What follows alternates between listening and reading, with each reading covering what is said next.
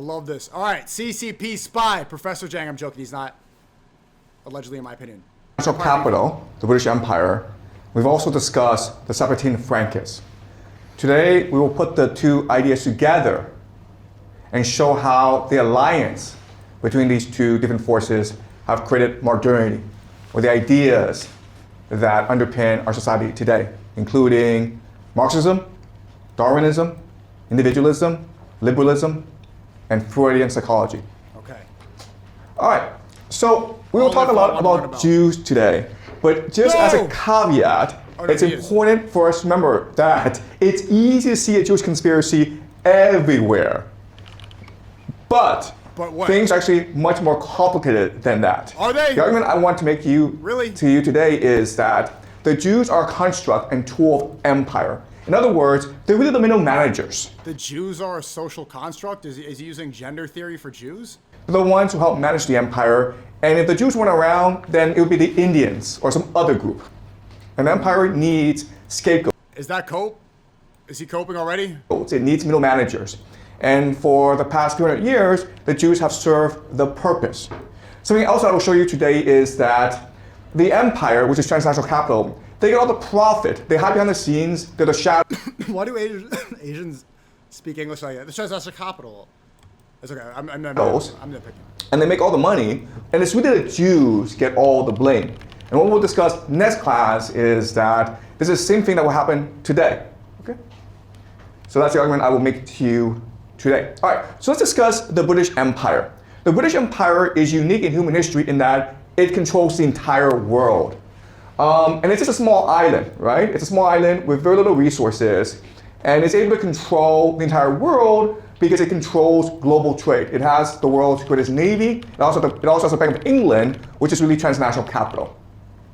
And English becomes the lingua franca of the world, and has colonies throughout the world as well. So for the British Empire, the way they control the world, it's a very simple concept. As long as the British Empire is able to control the seaways, then it controls the world. The great crisis, the great problem, the great threat is that an empire will emerge within the Eurasian continent. It's called the heartland, okay? And this could be Germany, it could be Russia, it could be China. But if it's able to emerge, eventually, like the Mongol Empire, it's able to conquer the entire Eurasian continent. Chat, why does he not like the Mongol Empire? And through railways, it's able to link up Africa, the Middle East, Europe, and Asia all together into one trading bloc. And then you don't need the seaways anymore. If that were to happen, then the British Empire would go bankrupt. Because remember, the British Empire, with the Bank of England, transnational capital, it's really a Ponzi scheme. It needs people to keep on buying into the empire for it to continue to succeed. So the greatest threat is a great power emerging from the heartland. And throughout history, that was either the French, the Ottoman Empire, the Germans, or the Russians. So the grand strategy of the British is to create as much chaos and conflict in Europe as much as possible. You always want your enemies fighting each other. Okay? And that's just the... Kind of like what's happening right now. They want the left and the right, and they want all this nig slop, goy slop going on. So we have the infighting, and we get distracted from the real issue at hand. It's a strategy that's worked. Divide and conquer. It's worked forever. Core strategy of the British. Not very hard, okay? So again, as we discussed, there are four major enemies that the British have faced throughout their history as an empire. The French they were able to defeat because of the French Revolution, as well as the Napoleonic Wars.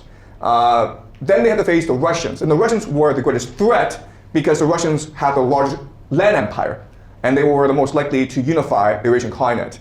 They also faced the Ottomans, and they also faced the Germans. Now, the British could not seem as though they were interfering in European politics, because all that would do is anger the Europeans and unite the Europeans against the British. They had to do it using subterfuge, secretly, using intelligence operatives, right? And so, of course, what happened was that they developed different strategies. We're already talking about enemies. So the enemies of the British enemies were France with Napoleon, 1789. Oh, sorry, 1789. Russia, Germany, Ottomans. Ataturk. What happened was that they developed different strategies in order to divide and conquer Europe. What they would do is promote revolutionary movements using transnational capital. And we'll discuss these revolutionary movements later on. They also industrialized Japan because they saw Japan as a natural ally in the world. Okay, so you know that in Japan, they underwent the Meiji Restoration, and in only a few decades, they were able to industrialize, so much so that they defeated Russia in the Russo-Japanese War in 1905. And you may not know this, but transnational capital, the British and the Americans, financed a great deal of Japan's industrialization because the Anglo-American Empire wanted Japan as an ally. Okay? It was a natural ally.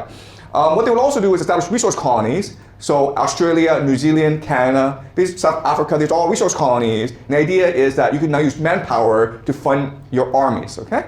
And the last strategy is to, wherever you can, steal as much resources as possible as fast as you can. And this was true in India and China and Africa as well. Okay, so this is the grand strategy of the British. And they needed agents to help them in these endeavors, and the 17 Francas made the most sense, right? So the advantages that 17 Francas brought to the British Empire were fourfold. The first is that they already had a diaspora, right? And they were also crypto Jews. They also disguised their identity as Jews as well. Huh? So let me turn on captions. What? Also, crypto Jews. They also disguised their identity as Jews as well. Okay, so that's what that means. Crypto Jews is disguising identity. Disguising identity as Jews, like Francus. So, Chet, tell me if I'm correct. He's saying that they used Jews as a pawn. Is that true? They used Jews as a pawn for their empire. Wrong. Yes, you are correct. Okay. British Empire used Jews as pawns. Okay. So they were able, as a network, to conduct intelligence, do blackmail, and subvert governments, okay? They also had access to a lot of transnational capital. They themselves were extremely wealthy. Now, I think you just texted me wanted to do another stream. Should we do it? Major advantage, and the most important is that they had revolutionary cells and networks. Okay, so remember, the 17 Francas, they believed that they were saving the world. They believed they had to destroy the world in order to save it. And these made perfect revolution. In the future, NFJ has one, but it's banned. I have one. We're PLSS. using it. It's active right now. And I'll show you this as we move on. Okay? Now, the last reason that we won't discuss much today, but we will focus a lot on in our last class, is the idea of eschatology, where the British Empire, they are Christians, and they believe that they must use Jews as a pawn in order to force the return of Jesus. This is something we'll discuss a great deal next class, but I want to focus on these three reasons first, okay? All right. And it made sense for the British to align themselves with the 17 Francas because the way they saw the world was the same. Okay? As an empire, as transnational capital, remember, you're focused on extracting as much energy as possible from your workers. So you're very materialistic. Well, the Francas were also very materialistic as well, right? They believed that the body was more important than the spirit. Second is that both the Francas and the British, they wanted to obtain power through chaos, instability, and regime change. And both were very focused on the pursuit of wealth and power. So these were natural allies. Both Satanists. Both All right. evil. So let's use an example of how the Ottoman Empire, let's use an example of how the British Empire worked with 17 Francas. And the most obvious example is the Ottoman Empire. So for the longest time, the Ottoman Empire was the most powerful force in Eurasia. And this was the Ottoman Empire at its height in 1683. Remember, 1666 is when Sabbatai Zevi declared himself the Messiah. 1666. Allahu Akbar! Remember, Rabbi, you talked about this yesterday. His name, Sabbatai Zevi, claimed he was the Jewish Messiah in 1666. He claims law-making rabbis are the corrupt elite because the rabbis didn't face the same persecution as the normal Jews. Rabbi Sabbatai Zevi was a commie lib who removed the rabbi hierarchy. And Sabbatai Zevi ended up converting to Islam under the threat of death from the Sultan, and 1 million Jews converted with Sabbatai Zevi. And by doing this, he absolved Jews of original sin by converting to Islam. And so he ushered in the Messianic age. Remember that Zevi had to convert to Islam, and the people who followed him in Islam It's a are called big the Dome. conspiracy The in Dome Russia are that the world is still ruled by the British Yeah, aristocracy. I guess, but that's just another word to describe it. Like you could say Frankists, you could say the British, you could say the Enlightenment era, you could say Freemasons, but very important people. it is kind of the same idea. But over time, empires will decay. In 1853, Russia attacked the Ottoman Empire, and this led to the Crimean War. The British and the French feared Russian expansionism, and so they supported the Ottomans. And the Ottomans were able to defend themselves against the Russians. But this alliance came at a cost to the Ottomans. The British and the French made the Ottomans take out loans in order to finance the war. And over time, because of interest, these loans start to over. And the Christians in Europe, they weren't allowed to use usury, so they had the Jews do it for them. And same thing with the war loans, the Jews were doing this because it's a sin in Christianity. Overwhelm the Ottoman financial system. And so what happened was the British and the French bankers came and established their own tax administration. And so from now on, a third of all revenue, tax revenue, that the Ottoman Empire generated would go directly to the French and British bankers. Okay? And so this Why caused is the Ottoman everybody saying Empire. who when I mention Nick J. Fuentes? Nobody's talking about who? that, you dumb Who? idiot, dumb idiot, Shut dumb up, idiot. niggers. To decline rapidly over time. And Hold on, you distracted me with this. Oh, put TTS to 10. okay? And so a third of all revenue, tax revenue that the Ottoman Empire generated would go directly to the French and British bankers. Okay, third of all Ottoman tax revenue went to French and British bankers. What's the reason again, chat? Tell me what was the reason. Third of all Ottoman tax revenue to French and British bankers. Why? Someone say why. Why? Oh, for a loan, as a loan from the, as a loan to the Jews. Well, okay, that's fine. Okay? War debt. And so this caused the Ottoman Empire to decline rapidly over time. And the French and the British, they set up a central bank controlled by foreigners. And not only that, but they set their own tax administration. So they had their own tax agents. And that's why these bankers became very wealthy. Guess what? These bankers had a natural ally in the Dome, right? The 17 Frankists. And so these 17 Frankists also became very wealthy. Now what happened is that the Ottoman Sultan didn't really like this relationship. Have you He didn't seen like being bossed around by Epstein's these interview bankers. with Bannon? Scary Yes, we listen. saw it like Bro fucking a thought week he ago, was bro. What the fucking Socrates. times, man? Stay up to date. And so he went to the Germans. And so now the Germans were now financing the Ottoman Empire, and they were now allies. And so the British and the French didn't like this. And so what the Dome did was start to finance a revolutionary group called the Young Turks. The Young Turks believed in three things. They believed in Hassan Piker! Whoa, wait. That's what that means? Whoa, Young Turks. This is the organization, this is Hassan's rich uncle that is the reason Hassan Piker has a career. Right? They say he's a Nepo baby because the Young Turks is created by, what's his name again? That guy, who's the Young Turks dude? I forgot the name. It is, who's the dude? What's his fucking name? Yeah, Cenk Uyghur. Hold on. did was start to finance a revolutionary group called the Young Turks. The Young Turks believed in three things. They believed in secularism, no religion. They believed in liberalism, and they believed in individualism. Okay, just basically the basic ideas of modernity.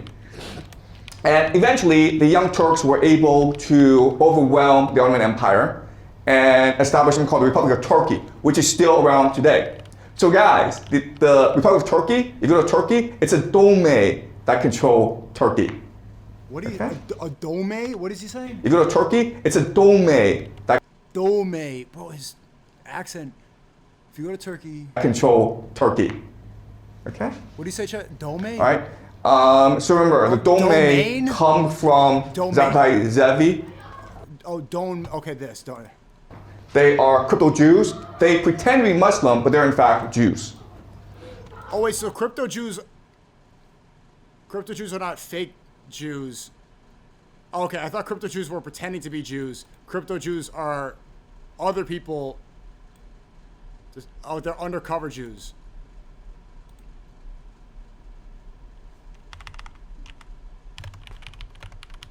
So they're Jews pretending to not be Jews. Okay. And these three dome will help to found the Republic of Turkey, and they still control Turkey together. Okay, so that's an example of an alliance This is so much information. The three, I don't even know. of Turkey, and they still control Turkey together. Okay, so that's an example of an alliance between the 17th Frankish and the British Empire. Another example of an alliance is, of course, the Rothschild banking dynasty. This is Jacob Rothschild with King Charles of England. And this alliance goes back hundreds of years. And the Rothschild family is, of course, one of the most powerful banking families in the world. So there's a story of how they got rich. In 1815, Napoleon and the British fought the Battle of Waterloo, and this would determine who controlled Europe. In the battle, the British and the Germans together were able to defeat the French. When this news happened, an agent of the Rothschild got into a Corvette, which is a fast boat, and they sailed all the way back to London to tell the Rothschild the news. The Rothschild controlled the media at that point. And so the media told everyone, oh my God, we lost the Battle of Waterloo. So as you can imagine, people start to panic. There was a stock market crash. And then the Rothschild bought up all the assets. And that's how they... That's literally happening right now. Is that not identical to what's happening right now?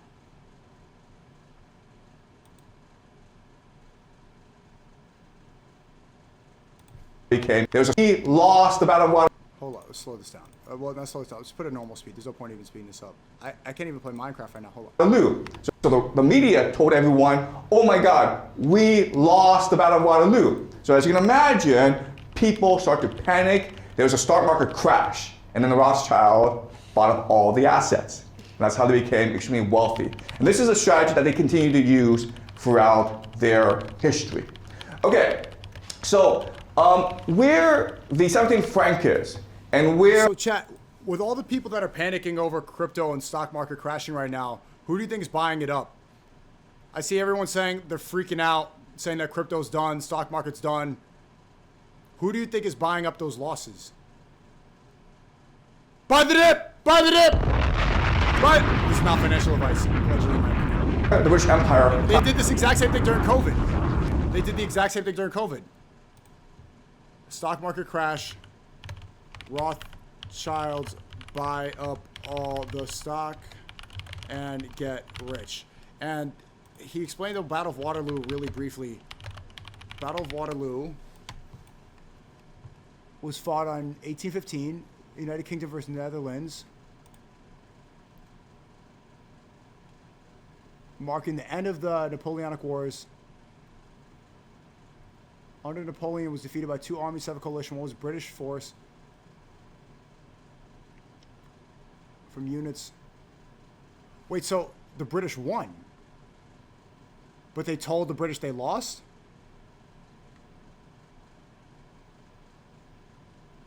So the British people thought they lost the war, but they really won. Yeah, correct? Oh my God. British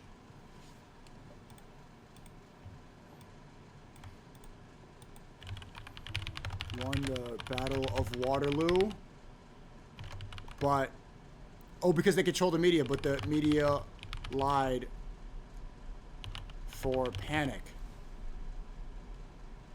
Literally COVID. It's literally COVID. Same exact playbook. My mic's too low? Oh, let me turn it up.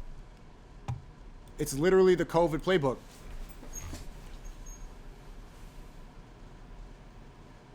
And the Battle of Waterloo, 1815, British versus French, end of Napoleonic era.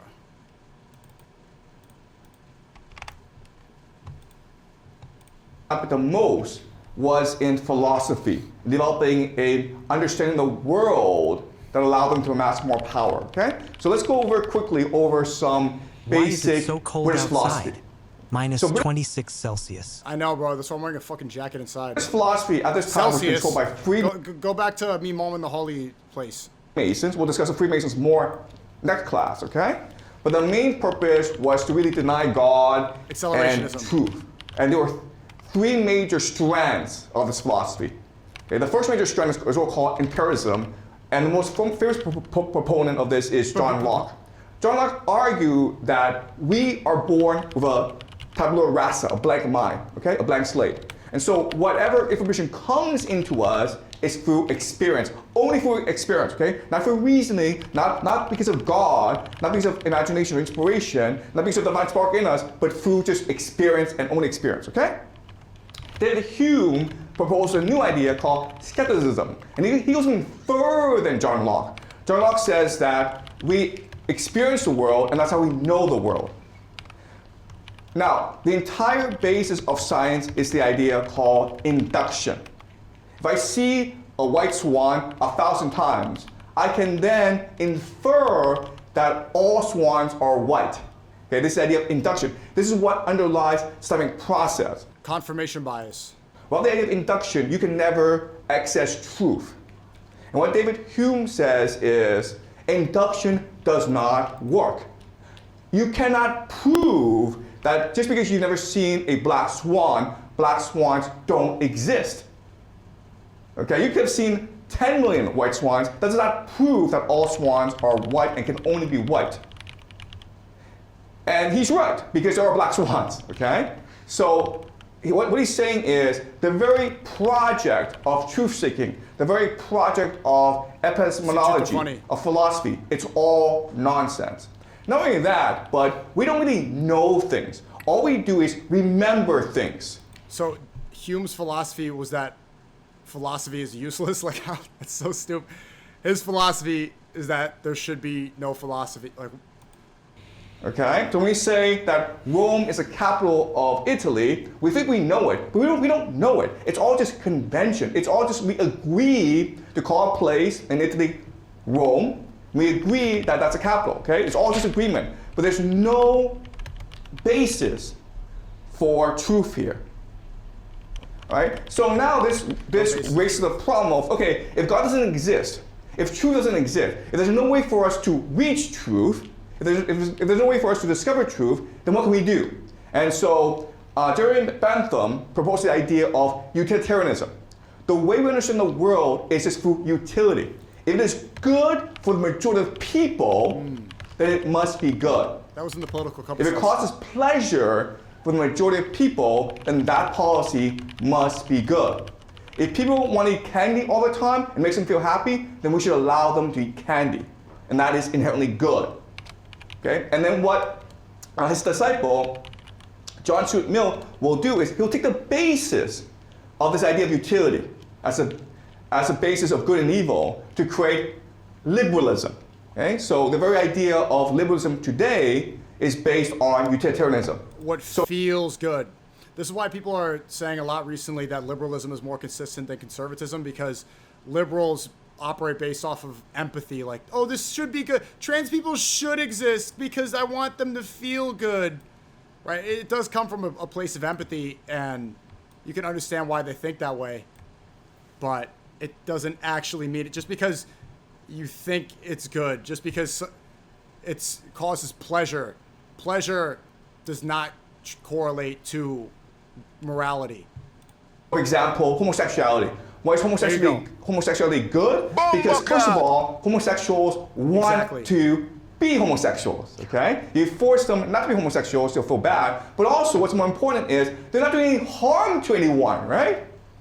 So if you just do the mathematics and you recognize that on a small time frame, no, it doesn't hurt anybody, but on a zoom out and people aren't reproducing, they have a higher suicide rate, they're practicing degenerate sex, they get fucking AIDS, there's so many reasons why it's harmful. Homosexuality is a positive, and that positive brings more pleasure to the world, then you should allow it.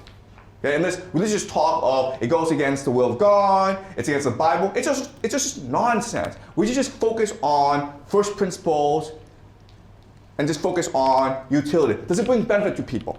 And this is the very basis of British philosophy. And as you can appreciate, this aligns very much with the 17th-Frankist idea of the world, right? All right, so this is John Stuart Mill, and this is Jeremy Bentham. Okay, and not only that, but once this philosophy is in place, they are now going to promote certain scientists that agree with this philosophy, or whose findings support this philosophy. And the most famous, of course, is Charles Darwin. Okay, Charles Darwin. Right? I don't want to miss this. When his book, The Origin of Species, came out, it was an instant bestseller. And within 20 years, it became the mainstream understanding of how we originated, even though if you actually read the book, even though if you actually look at the science, it's still very problematic. All right, so this is very strange how science is supposed to be a field of rigorous debate, rigorous science, right? But the evidence supporting evolution is limited.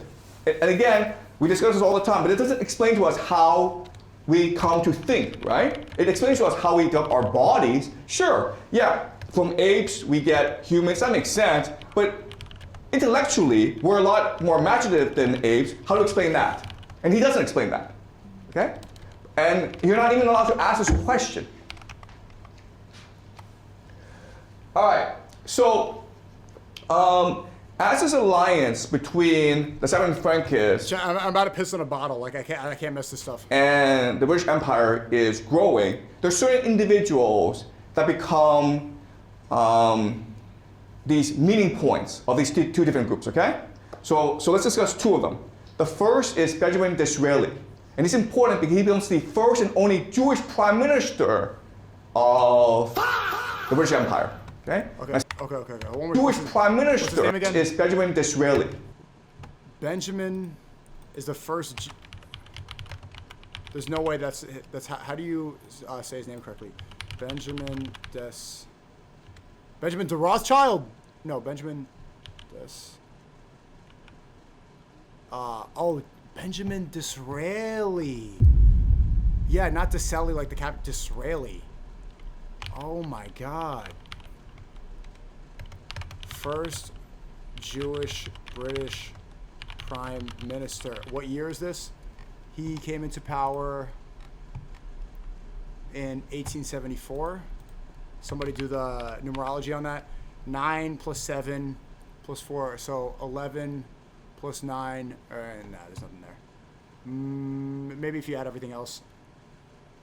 Well, he did 220, 22. I'm looking too deep. But Benjamin Disraeli, British statesman, conservative politician, writer who served as Prime Minister of the United Kingdom. He played a central role in the modern Conservative Party. He was Jewish. He's the only, first and only Jewish British Prime Minister. He played a central role in the creation of... So liberalism and conservatism is created by Jews?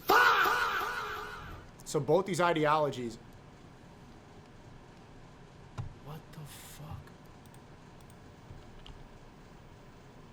He played a central role in creation of modern conservative party. And it's important because he becomes the first and only Jewish prime minister of the British Empire. Okay? My second person is Leonard de Rothschild, who is here to the... You're saying Keir Starmer is Jewish?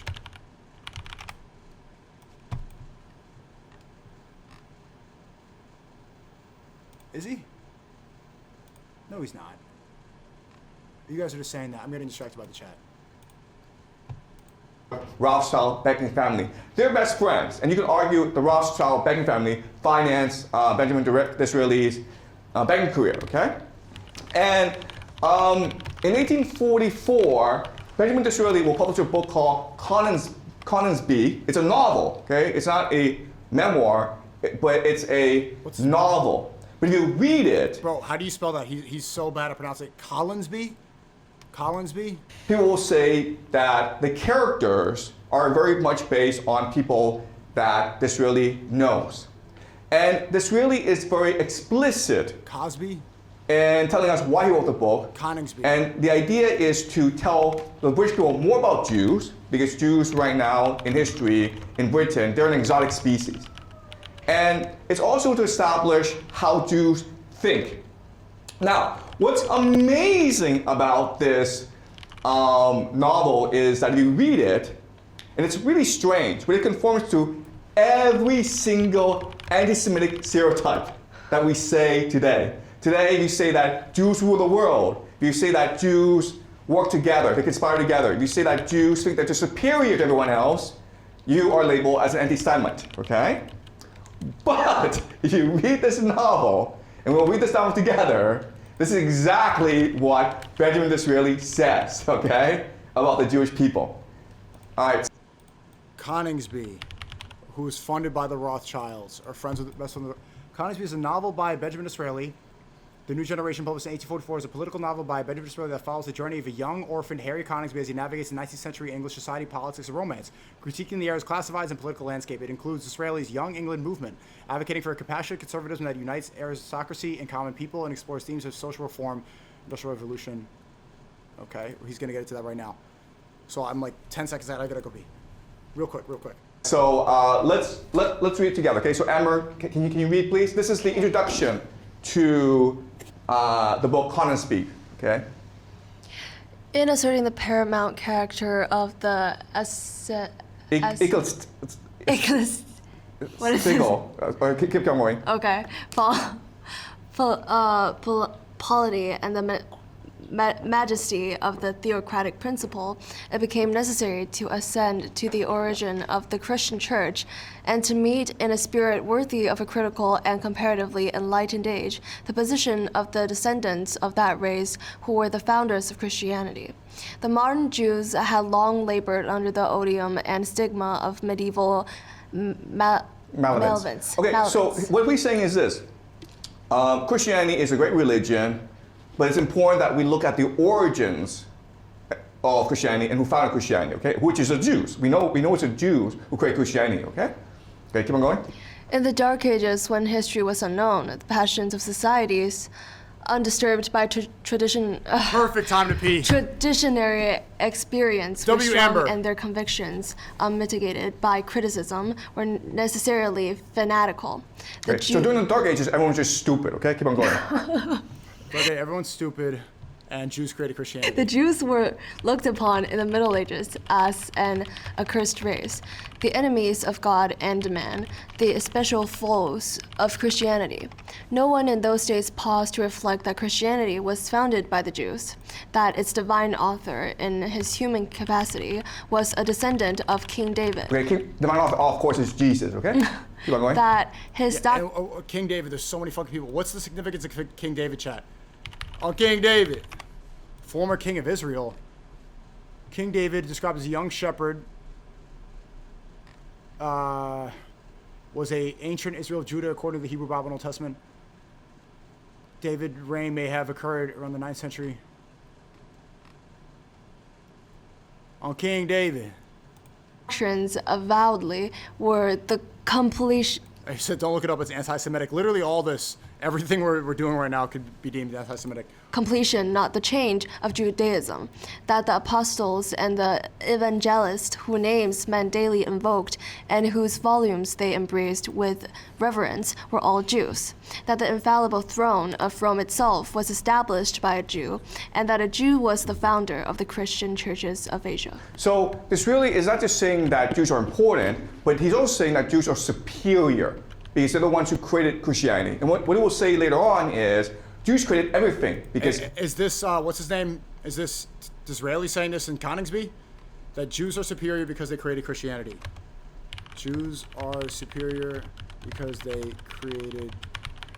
Is this still Coningsby? Is still Disraeli? Jews are the most intellectually creative people in the world, okay? And remember, Disraeli is don't disrespect the ADL right now. A Jew. And he's one of the Jewish elite, okay? Disraeli is... Okay? And remember, Disraeli is a Jew. and he's one of the Jewish elite, okay? We know that, we know that. All right, let's keep on going. All right, so in the novel, the major character is Sidonia, who is a wealthy Jewish person based on the Rothschild family, okay? And he's going to explain to us Sorry. I'm so bad. Sorry, who? Okay. Wealthy Jewish person. Adonia? The major character is Sidonia. Okay. How Jews control the It's world. still the same book. All right, can you read, Alan? Adonia. Sidonia. Sidonia was descended Sidonia. from a very ancient and noble family of Aragon. Okay, Aragon is in Spain. Okay, so we discussed how before, for 100 years, the Jews were part of the Spanish Muslim Empire. But when they were reconquered, they were forced to leave or convert. We know Ongoing? that. It's our last That, lesson. in the course of ages, had given to the state many distinguished citizens. In the priesthood, its member had been peculiarly eminent. Besides several prelates, they counted among their numbers an archbishop of Toledo Archbishop. and a Sidonia. In a season of great danger and difficulty had exercised for a series of years the paramount office of Grand Yo, Professor Jan, can you get some English speakers to do the reading, bro? This is. Inquisitor. Okay, so even after the Christians reconquered Spain, and after some Jews converted to Catholicism, okay, first of all, these Jews kept their faith secret.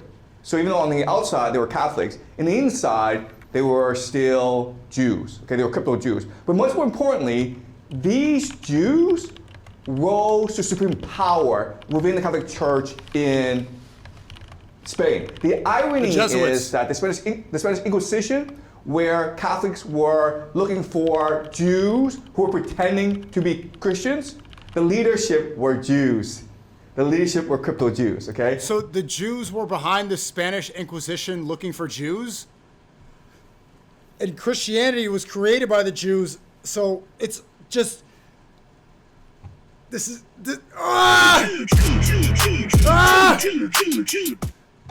An Israeli man, Ori Solomon, has been arrested by the FBI So remember, for Ori Solomon illegally has been arrested by operating the a FBI, illegally biolab. operating a biolab? Okay, that's a whole separate thing. Spanish Inquisition looking for the crypto Jews. Caveat was the Spanish leaders were also Jews. This is what this really is saying. I'm not saying this is true, but this is what this really is saying, okay? Keep on going. This is all Yet, in the book. strange as it may sound, it is nevertheless a fact of which there is no lack of evidence that these illustrious family during all this period, in common with 2/3 of the Aragonese nobility, secretly adhered to the ancient faiths and ceremonies of their fathers, a belief in the unity of the God of Sinai, and the rites and observances of the laws of Moses. Okay, so guys, 2/3 of nobility in Spain were crypto Jews. Catholics disguised, Jews disguised as Catholics, okay? All right.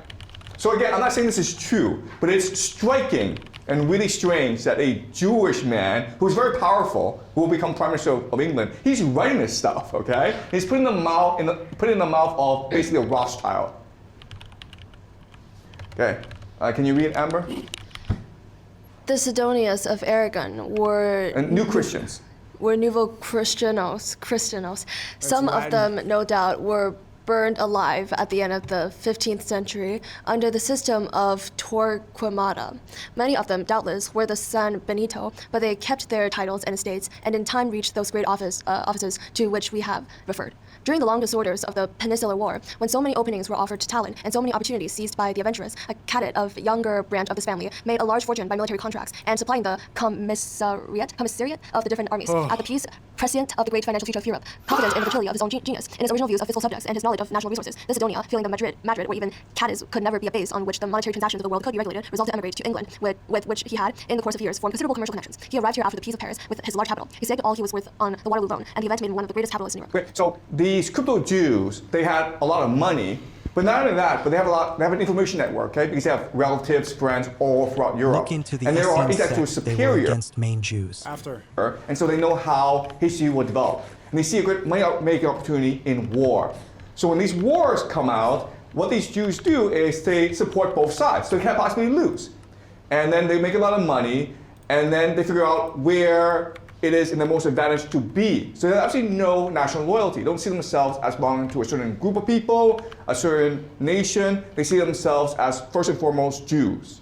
Okay, so when the time presented itself properly, the Sidonians, they will migrate, some of them, not all of them, will migrate from Spain into continental Europe and up to England because they saw England as the future. And of course, from England, they will also migrate to the United States of America. Okay. Alan, can you read, please?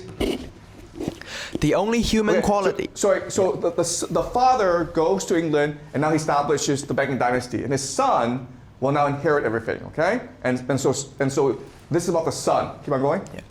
The only human quality that interested Sidonia was intellect. He cared not whence it came, where it was to be found.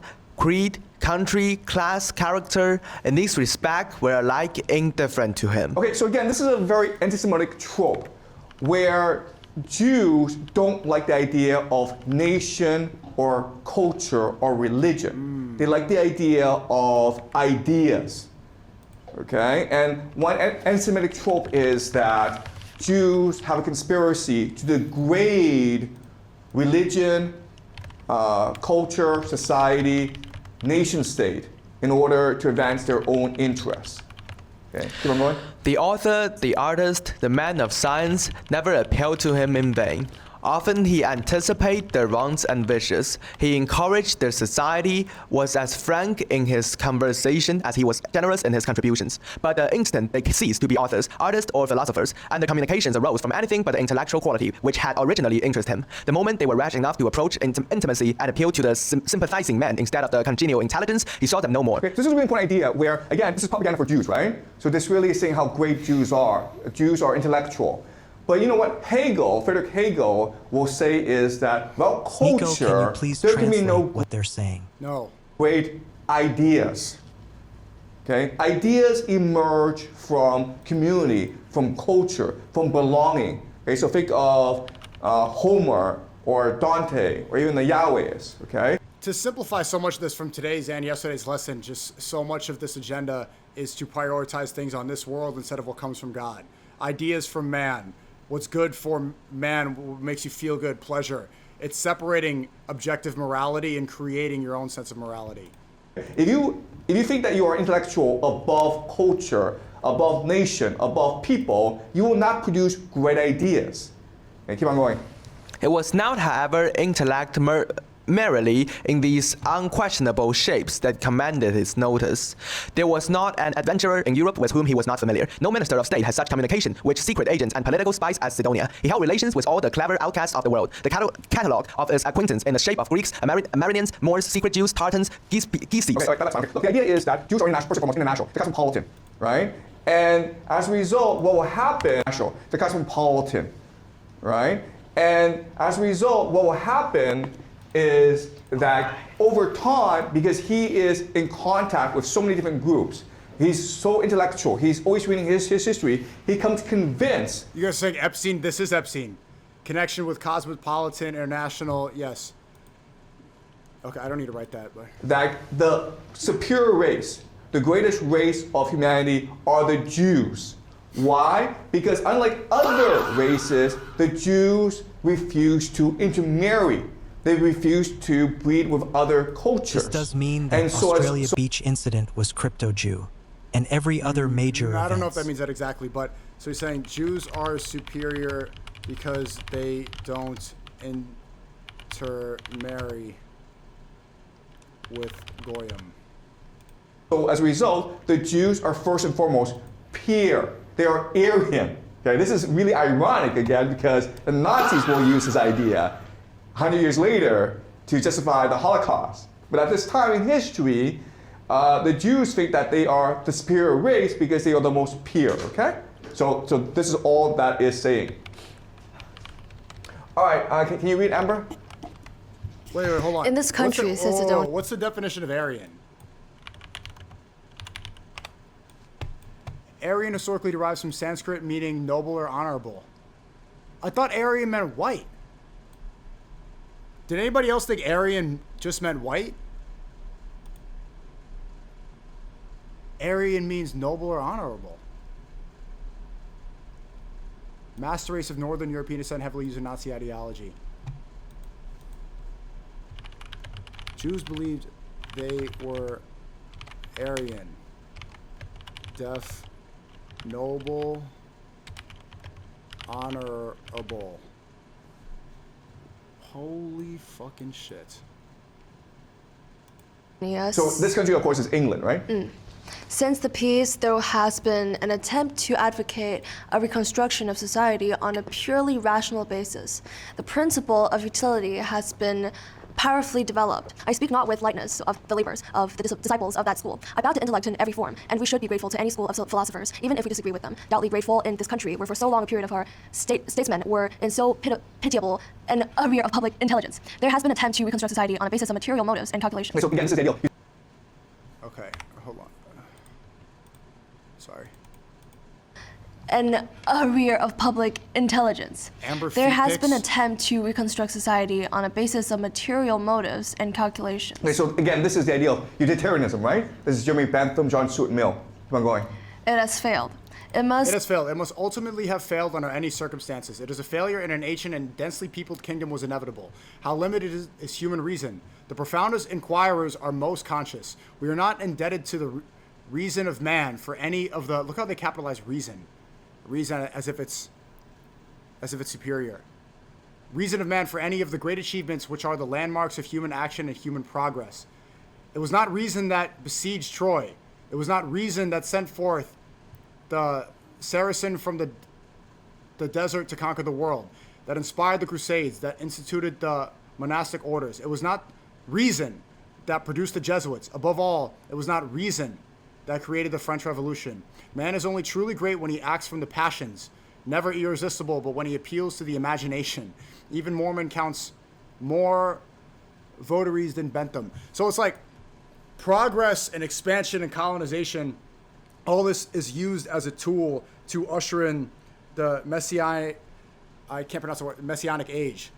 That we've been sold this lie that expansion and all this human progress is a good thing, but in fact, it's really just been used to usher in the end of the world. How do you pronounce messianic again? Messianic. My fucking headphones aren't working. Chad, how do you pronounce this word? Someone spell it out for me. Don't say Kai. No, don't say Kai. Shut the fuck up. Don't say Kai reading. Stop. Kai's a great reader. Messianic.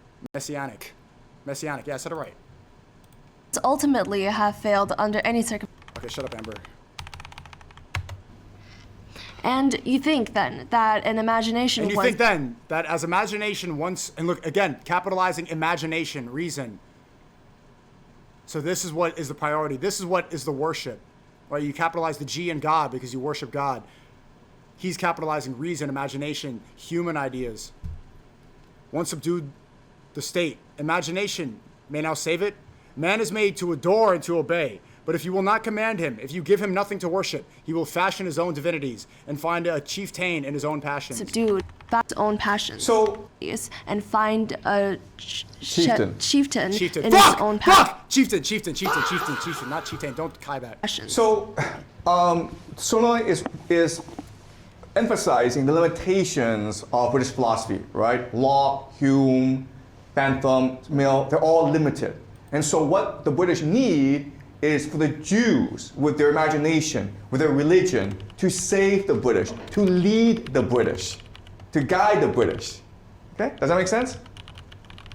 So again, this is trying to establish Jewish supremacy. Okay, all right, this is much too long, okay?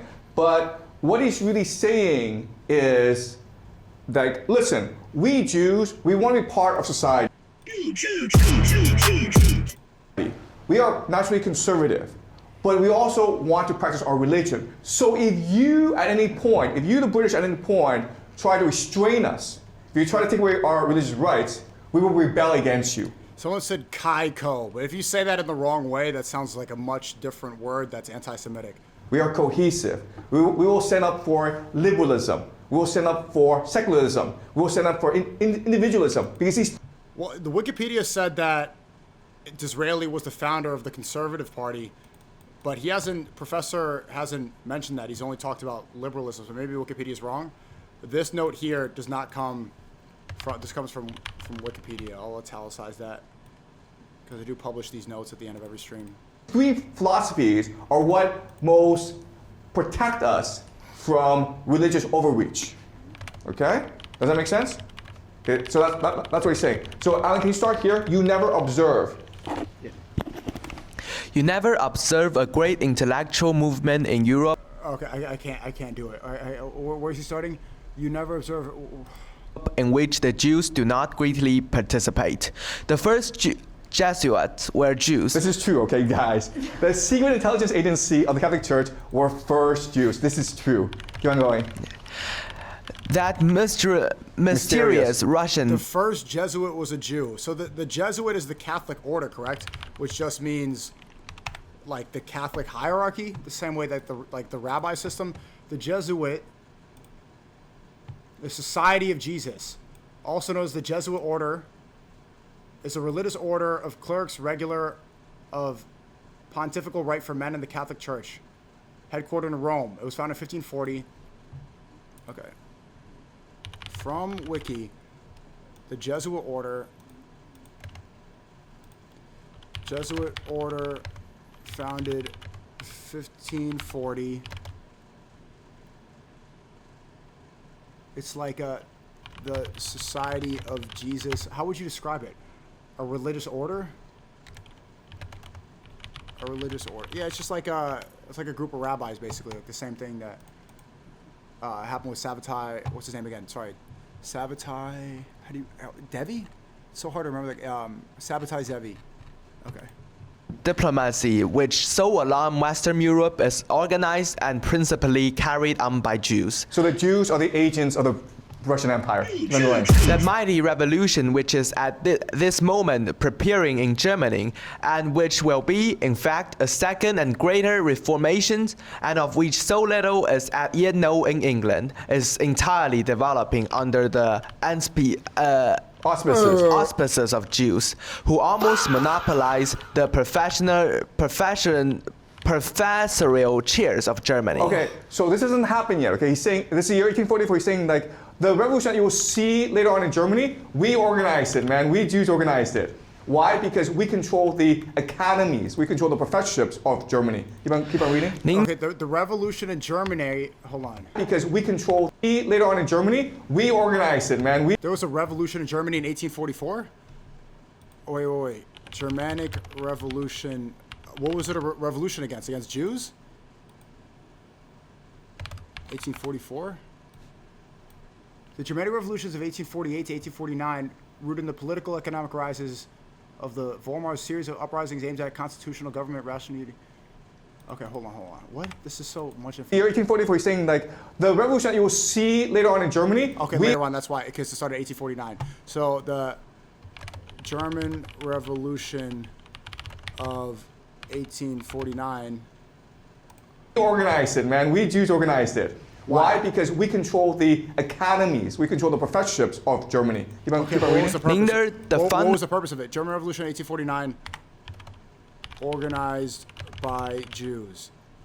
I guess to establish a new government. Of spiritual Christianity, who is Regius Professor of Divinity in the University of Berlin, as a Jew. Okay, so it keeps on going. Okay, we won't read it. About how many professors are Jews? Okay, do you understand? Now, what's amazing is, again, this came out in 1844 and 1848. There were revolutions throughout Europe, throughout Germany. So how did Disraeli know about this?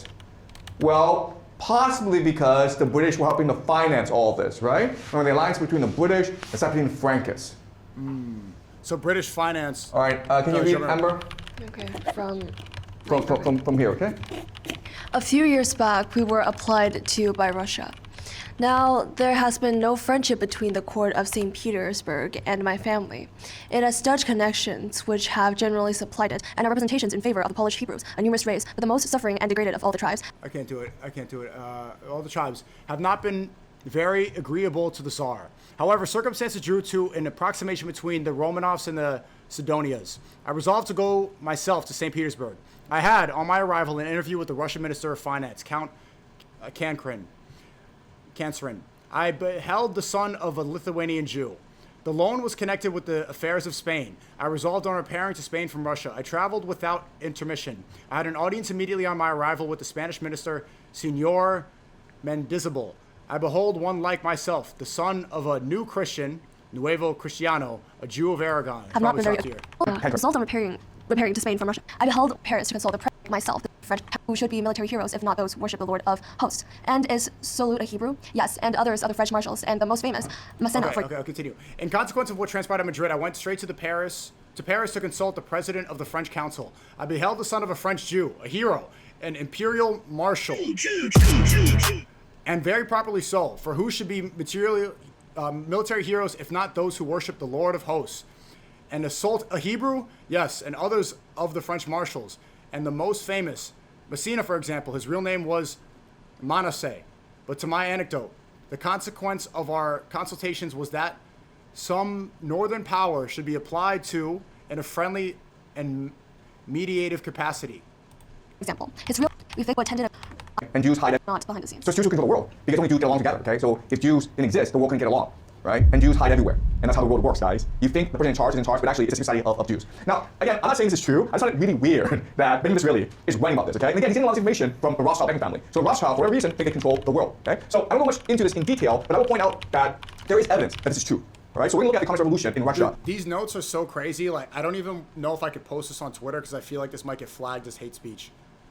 Secrets, like, look, secret society of Jews that control the world. I'm trying to take notes from this lesson from Professor Jang, and I literally don't even think I could post this. I'm not even joking. Together. I also want to keep in mind that I don't think this is true, actually. There's evidence this is true, but I don't think this is true. Why Disraeli's writing about this, we'll discuss next class, okay? But it's all part of the script plan. All right, but first let's look at the evidence that this may be true. Again, I'm not saying this is true, but there is evidence that this is true. Okay, and this is evidence that this is, okay, this is all from the book of Coningsby. I think we're moving on now. Okay, so now this is the end of Coningsby. End of Coningsby book notes. Space, now we're here. major piece of evidence is the Communist Revolution, the Bolshevik Revolution, 1917, that overthrew the government of Russia to create a communist government. All right, first let's talk about revolution. Okay, Bolshevik Revolution of 1917. What's the definition of Bolsheviks? Revolution of 1917. The Bolsheviks, I've heard about this a lot, but Bolsheviks, who? The Bolsheviks were a radical faction of the Russian Social Democrat Labor Party, led by Vladimir Lenin, who seized the power in October Revolution of 1917. Okay. Led by Vladimir Lenin. Okay, quick early life check. Someone do the timer. Vladimir Lenin. Communism. Jewish father. No, wealthy Swedish. No, so not really Jewish. Russian father, Swedish mother. Okay. There are 4 elements you need in order for a revolution to be successful, okay? The first is you need a really charismatic leader. Second is you need a broad mass appeal, usually land for the peasants, freeing debt, okay, end of war, peace. Then you need organizational discipline. Everyone has to get along, okay? There has to be a cohesive group. And the last element, of course, is you need incompetent opposition. Your enemy is a moron, okay? And of course, Goyim. The classic example of this is Mao Zedong versus Chiang Kai-shek, okay? Mao Zedong was a charismatic leader with a very strong organization, and Chiang Kai-shek, even though he had a huge army, even though he had the American army. Chat, is this CCP propaganda? Is this guy really a Chinese spy? Are the allegations true? Even though he had all sorts of benefits, he was a moron, okay? And that's why he lost. All right, So the same is true for the Russian Revolution. This is Vladimir Lenin. He's not charismatic, but he is extremely focused. He's fanatical. And this is Leon Trotsky, who is very charismatic. He's a great speaker, and he's a Jew, okay? So I will point out that in 1917, he helped lead the revolution. But before that, he was actually in the United States. He had an apartment in New York City paid for by wealthy Jewish bankers. His uncle... Okay, holy fucking shit, it's... Bro. Had an apartment in New York City funded by wealthy Jewish... I didn't know he lived in New York City. Vladimir Trotsky... Oh no, Leon Trotsky, not Vladimir, sorry. Leon Trotsky... I'm sorry, I don't fucking care. Leon Trotsky... Russian revolutionary Soviet politician and political theorist. He was a key figure in the 1905 revolution. And, but what is the definition of Bolshevik? Like, what does that word mean? Bolshevik. Bolshevik.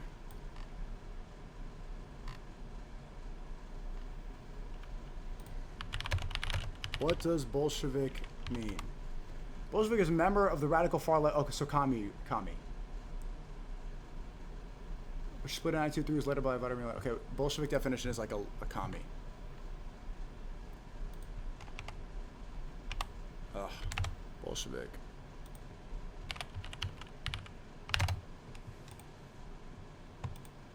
Is a very wealthy Jewish industrialist in Ukraine. Okay, so he's part. Okay, hold on. Is a very wealthy Jewish industrialist in Ukraine. Okay, so he's part of this transnational capital network. And even though he himself is a revolutionary, he hates capitalism. If someone gives you money, you cannot help but be influenced by that person. Okay, that's just a reality. All right, so October 1917 is when the Bolsheviks launched a revolution and they seized power. And then a month later, they organized an election. And as you can see, they are actually not the most popular party in Russia. They only have about 23% of the vote. The socialist revolutionaries actually have much more popularity than they do. They are 37%. And they have all these different groups. The most one is the socialists. Okay, not the most popular Russian political party. I should specify that it's the Bolsheviks. Bolsheviks at 23%. Socialist Russian Party polling at 37%. The Ukrainians, the cadets were liberals, the Mensheviks, the Cossacks. So at this point in history, Russia is divided into so many different groups. You have different ethnicities, you have different political programs, you have different orientations. Okay, and this is what will launch the Great Civil War. Okay, and at this time in history, remember, the Bolsheviks only control a certain part of Russia. They are the official government, but they only control a small part. And the White Army, which is a combination of the liberals and monarchists, they have a much more stronger military. And also at the same time, you have all these different ethnic groups, the Ukrainians rebelling against the Bolsheviks, including the Polish. But over the next 5 years, slowly the Bolsheviks will obtain absolute power. And so the question is, how do they do that? Well, the first tool is terror. Okay, this is called the Red Terror, where they went around and killed anyone who opposed them. Now, what you don't understand is there's actually a strategy behind the Red Terror. The very idea is to steal as much money as possible from wealthy people, okay? So you're an aristocrat, you have a lot of wealth hidden. I need your money. So you either give me your money or I will kill your daughter, and I will kill your son, and then I will kill your wife, okay? So it's your choice. Give me all your money or I will kill everyone in your family. So the Bolsheviks were fanatical about this, and that's why they won the war. Leon Trotsky organized the Red Army in the war against the White Army. Okay, there were also the Greens, which were these peasants. So there was a lot. So the Bolsheviks were far behind. So how did the Bolsheviks, the Red Army, win the war? Well, Guys, they had a lot of help, okay? They had a lot of mercenaries coming to the country, tens of thousands of mercenaries to help them, especially the Chinese mercenaries, the Latvians, the Hungarians, okay? Why, how did they get all this money? Transnational capital. Wall Street and City of London were bankrolling the Soviets. Just like Israel today. They had money, they got money from transnational corps, i.e. Wall Street. So back then, he's insinuating, I don't believe this, that Jews in Wall Street in New York and all over the world were funding the Bolsheviks to beat the White Army. Why were they doing that? It's like the OG Zionists. Also, we have to remember that at this Well, time in technically, history, during the Revolution, Britain and France, United States, Japan sent armies into Russia. Now, what you learn in class is, So why is this not the original World War I? What's the difference? So look at the armies that are in there. Britain, France, United States, Japan sent armies for the White Army. Britain, France, U.S., Japan sent troops to support. Yeah, this seems like the original World War I. What's the difference? Britain, France, U.S., Japan. Chat, why is this not called World War I? This is after? No. Oh yeah, you're right. This is after. Fuck, I thought it was in the 18. Yeah, right. This is 1917. Oh no, it's 1918 to 1922. So why is this considered a continuation of World War I? I don't understand why they say World War I ended in 1917, right? Or 1918? It just seems like it continued. Japan sent troops to defend White Army. Into Russia. Now, what you learn in class is, it's because they are capitalists and they fear the communists. And that's why they sent armies to try to reduce the Bolshevik threat. That's not true, guys. Why they sent the armies is because the Bolsheviks reneged on debt, okay? Russia owed a lot of money to Britain, Japan, United States, and France. And so these armies were sent in order to collect the debt, threaten the Bolsheviks. So what the Bolsheviks did was they stole as much money as they could from the peasants, from the nobility, from the treasury, and pay off these armies. And then these armies helped them in the war against the whites. Okay, does that make sense? Okay, let's try to break that down. So, the Bolsheviks made a bunch of money later on by stealing from the wealthy. But at first, they were using so many loans because the Jews were doing the banking in Europe, and they created so much debt that the rest of the world came in, and they defended the White Army to collect their debt. But they paid off the debt by just stealing from the wealthy. Is that correct? Yes? Chat, hello? Not really? Okay? And pay off they could from the peasants. So what the Bolsheviks did was they stole as much money as they could from the peasants, from the nobility, from the treasury, and pay off these armies. And then these armies helped them in the war against the whites. Okay, does that make sense? Okay? It's confusing. All right, so I want to get it's complicated, but you're right. What's the? Hold on, someone. I want to put a correct note on this. Watch Europa Last Battle. No, later. I've already seen that. It was about power control, not money. I know, but what was the reason? So the academia will say it's a capitalism versus communism, but Professor Jang is saying it's really because I thought the same thing. Because the Jews wanted to hide the genocide on Christians, that's why I never made the history books.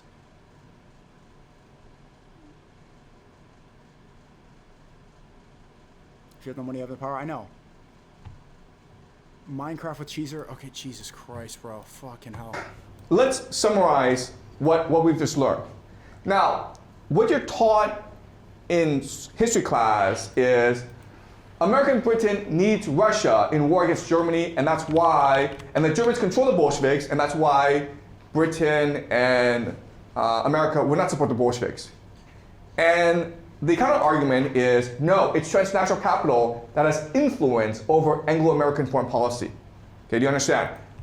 Anglo-American foreign policy, it's not to serve national interests, it's to serve private capital. Okay, that's the first point. Second point is, the Bolsheviks are communists, and so they're a threat to capitalism.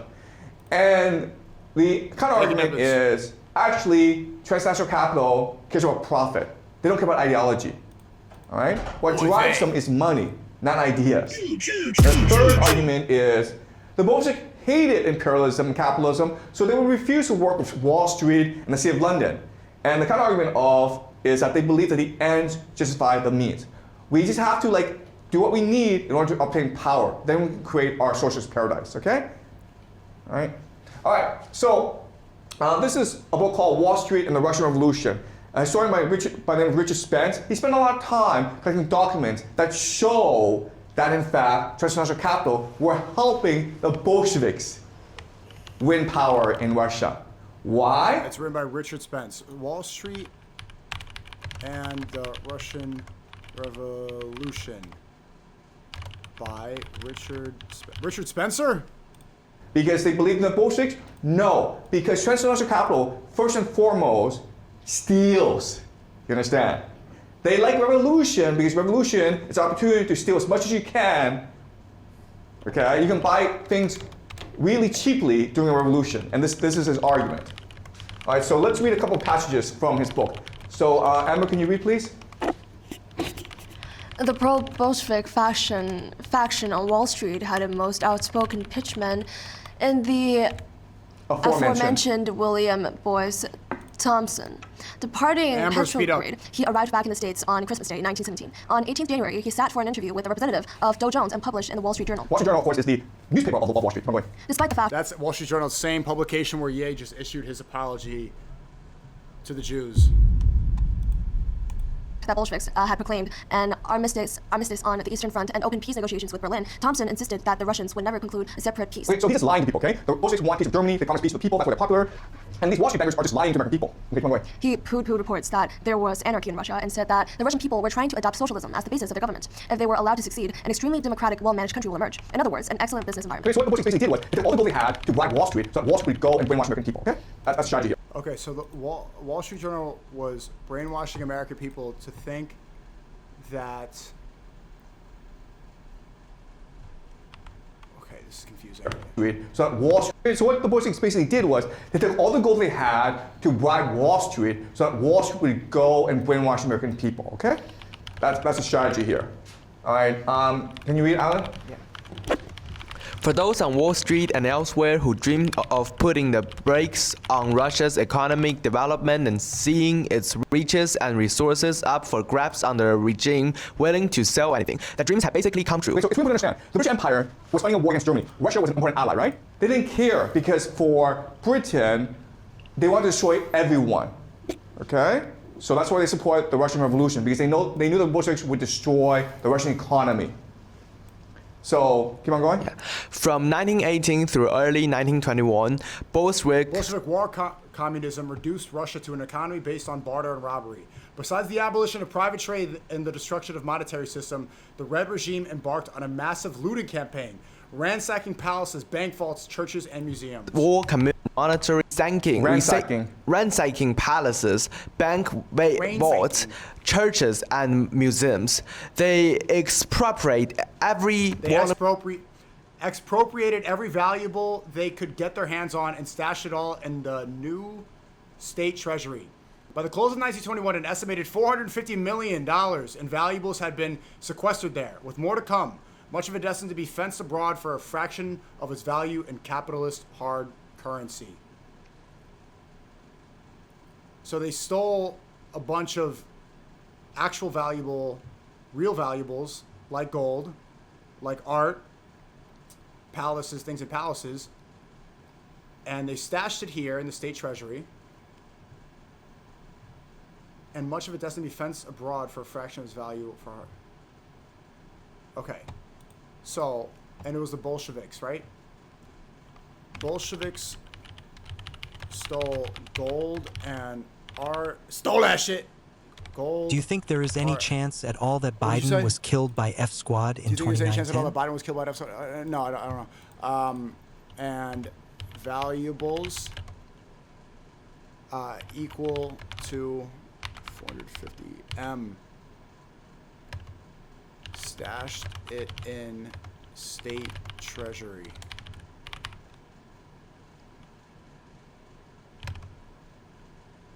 Then sold it for far less in hard currency or fiat. Well, I don't know if fiat existed then. Wait, what's the definition of fiat currency? LIQ moment. Fiat currency is government issued money like it isn't backed by federal commodity. No, still gold standard by then, so not fiat technically. What valuable they could get their hands Valuable. on and stash it all in a new state sequestered Oh my God! capitalist hard currency. So this is how You're welcome empire for works, reading that. guys, okay? They destroy The nations in order to imposters steal as are much the problem. True children of Israel are scattered among nations. Yeah, there's some truth there. as they can. What happens afterwards, they don't care. All right? It's that simple. All right. Okay. So Stalin. after the Bolsheviks consolidated power, after the Winter Civil War, everyone assumes that Trotsky would be the new leader. But it's Stalin that becomes the new leader. Okay? Why? Because after the war ends, there's expectation among the Bolsheviks that, we helped the transnational capital so much, they're gonna help us rebuild our nation. Okay? They're gonna give us loans, they will give us technology to help us rebuild Top Russia. And guess what happened? Transnational capital says, no, you guys are good. We're good. We made our money, okay? And so now what's happening is that Leon Trotsky, who is a Jew, he During gets COVID, blamed, right? they mandated essential workers, only proving Goyams actually run everything. Yeah, COVID is the exact same playbook. Because You start a revolution, you created an economic collapse, and then benefit and buy up everything while everybody else is suffering. Quickest way to make a bag. Wait, who's the Jew? Leon Trotsky, who is a Jew, he gets Okay, Leon Trotsky. Okay. blamed, right? Because Leon Trotsky is the one who brought in transnational capital. He's the one who facilitated this exchange. And now the Bolsheviks thinking, oh, this is Jewish conspiracy. So when they say transatlantic capital, they really just mean Jews. And according to Professor Jang, when you say Christianity, Catholics, Jesuit order, you really just mean Jews. And when you talk about the majority of Muslims, it's because Sabbatai Revi and Ataturk was also a Jew, converted, and a million Jews. So it's literally everything Jews. You Jews were planning on us all along to steal everything from us and then screw us over in the end, okay? And that's why Stalin won. All right, so let's go over the difference between Stalin won because of a frustration with the Jews. Leon Trotsky and Joseph Stalin. Leon Trotsky did not work for transnational capital. Okay? He was first and foremost a revolutionary who was interested in global revolution. He had a messianic calling to transform and save the world. But he was accused of being transnational capital, and because he was a Jew, that was assumed that he was a spy, okay? Oy vey. And he also had a personality which was arrogant and aloof. Stalin had his own issues, okay? But he benefited from the fact that Trotsky was a Jew and he was able to slowly amass power for himself. He also has a background as a police informant, but being a spy for the capitalists was a much worse crime. All right? And that's why Joseph Stalin won in the end. And this is terrible for the Jews, the Bolshevik Jews who believed in the revolution, because they all got killed by Joseph Stalin. Okay? Leon Trotsky was killed along with all his children. All right. So it's not just that transnational capital supported the Bolsheviks. Russian history is crazy. Russian history is super complicated and extremely detailed. You could probably spend a year learning about this. They also supported Karl Marx. Okay? All right? So Karl Marx has an interesting background. He actually comes from many generations of rabbis. So he's basically a Jewish aristocrat. And he was German, but then he moved to England. And he wrote many letters, wrote many books to promote communism. These books aren't going to sell well. So he was poor all his life. But what's interesting is he lived a very nice life, okay? He lived in England and he lived a basic middle class life. Wait, this is literally Hassan Piker. Literally. A commie who lived a really nice privileged life? So where did he get all his money from? Well, he got all his money from Frederick Engels, who was a friend of his and whose father was an industrialist. Okay, a Jewish industrialist. So why would a Jewish capitalist support Karl Marx? And the answer is because it serves the communism Jews. benefits transnational capital. AKA Jews. Okay? Holy so why? Why would it benefit transnational capital? All right, can you read, Amber? So this is a letter written by Karl Marx, okay? For as soon as the distribution of labor comes into being, each man has a particular exclusive sphere of activity which is forced upon him and from which he cannot escape. He is a hunter, a fisherman, a herdsman, or a critical critic, and must remain so if he does not want to lose his means of livelihood. Okay, Amber, While respectfully stop. Hey, Sneak. Now this is a W segment. Keep this up. Much better Thank than you the so much. brain Thank you rot, so my much. Thank you love. so much. Appreciate it. Okay, so Amber, pause. We love you, but for as soon as the distribution of labor comes into being, each man has a particular exclusive sphere of activity, which is forced upon him and from which he cannot escape. He is a hunter, a fisherman, a herdsman, or a critical critic, and must remain so if he does not want to lose his means of livelihood. While in communist society, where nobody has one exclusive sphere of activity, but each can become accomplished in any branch he wishes, society regulates the general production and thus makes it possible for me to do one thing today and another tomorrow. To hunt in the morning, fish in the afternoon, rear cattle in the evening, criticize after dinner. Just as I have in mind, without ever becoming hunter, fisherman, herdsman, or critic. Communist society. Chad, who reads better, me or Kai Cenat? Becoming Right, this is very fisherman, herdsman, or critic. Okay, so the problem with capitalism is that it degrades our individuality. We as individuals want freedom to enjoy ourselves, right? This is a very Frankist idea, right? We want to enjoy ourselves, we want to be free to enjoy the pleasures of life. The problem with capitalism is the idea of specialization, right? Where you're forced to do one thing only, according to the needs of the capitalist, okay? Can you keep on reading, Amber? Okay. Supposing that we had produced in a human manner, in his production, Supposing that we have produced in a human manner, in his production, each of us would have doubly affirmed himself and his fellow men. I would have objectified in my production my individuality and its peculiarity, and would thus have enjoyed in my activity an individual expression of my life, and would have also had, in looking at the object, the individual pleasure of realizing that my personality was objective, visible to the senses, and therefore a power raised beyond all doubt. In your enjoyment or use of my product, I would have had the direct enjoyment of realizing that by my work, I had both satisfied a human need and also objectified the human essence, and therefore fashioned for another human being the object that met his need. This vase to a friend, and I see this vase at my friend's home, right? And he puts flowers, and he's very happy with this vase. And then I can see my impact in the world. All right, keep on reading, Amber.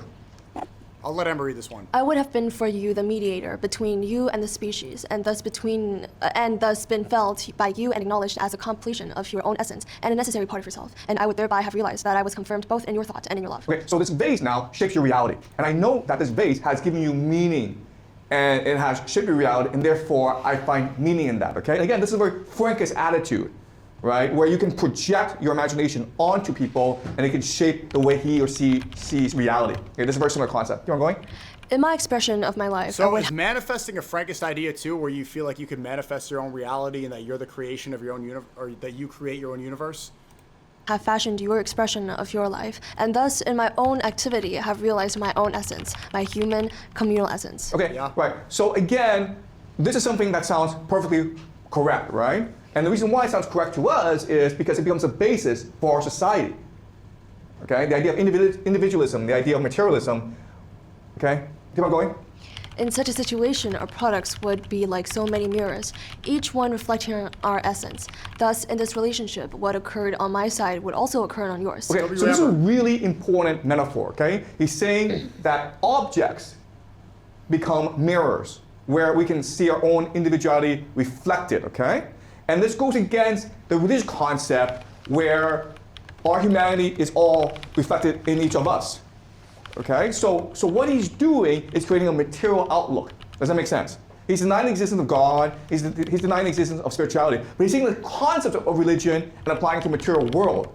Right? He recognizes that we have these spiritual, religious needs, and what he's saying is that we don't need God to achieve these needs. We can have materialism achieve these needs, okay? Which again is a very Frankist concept. Keep on going. My work would be a free expression of my life, and therefore a free enjoyment of my life. In work, the peculiarity of my individuality would have been affirmed since it is my individual life. Work would thus be genuine, active property. Presupposing private property, and my individuality is so far externalized Cheddar's a that better I reader. hate Amber my or Kai? activity. It is a torment to me, and only the appearance of an activity, and thus also merely a forced activity that is laid upon me through an external, arbitrary need, not an inner and necessary one. Okay, so why would transnational capitalists support this idea? The reason why is that before the debate was mind versus matter, right? What matters more, the spirit or the flesh? And what Marx is saying is, The flesh. no, what matters, well, the debate, the dialectic is between private property versus public property. In private property, I have to work for someone else. In public property, I work for myself. That's the question, that's the debate, that's the dialectic, okay? And so by doing this, it's a very clever trick that transnational capital uses by making us think that the only thing that matters is private versus public. Does this not support my idea that all these political ideologies are also a psyop and that you should just follow God? If communism, conservatism, leftism, rightism, all this is just another way to fund the same things, and that you should just follow God? And so these political parties and nationalism, all these ideas link back to the same things? As opposed to mind versus matter, okay? That's the goal of communism. That's why transnational capitalists support this idea. Okay, Because the goal of communism is what? matter, okay? That's the private versus public, as opposed to mind versus matter, okay? Private versus public as opposed to mind over matter. Private versus public as opposed to mind over matter is the foundation of communism.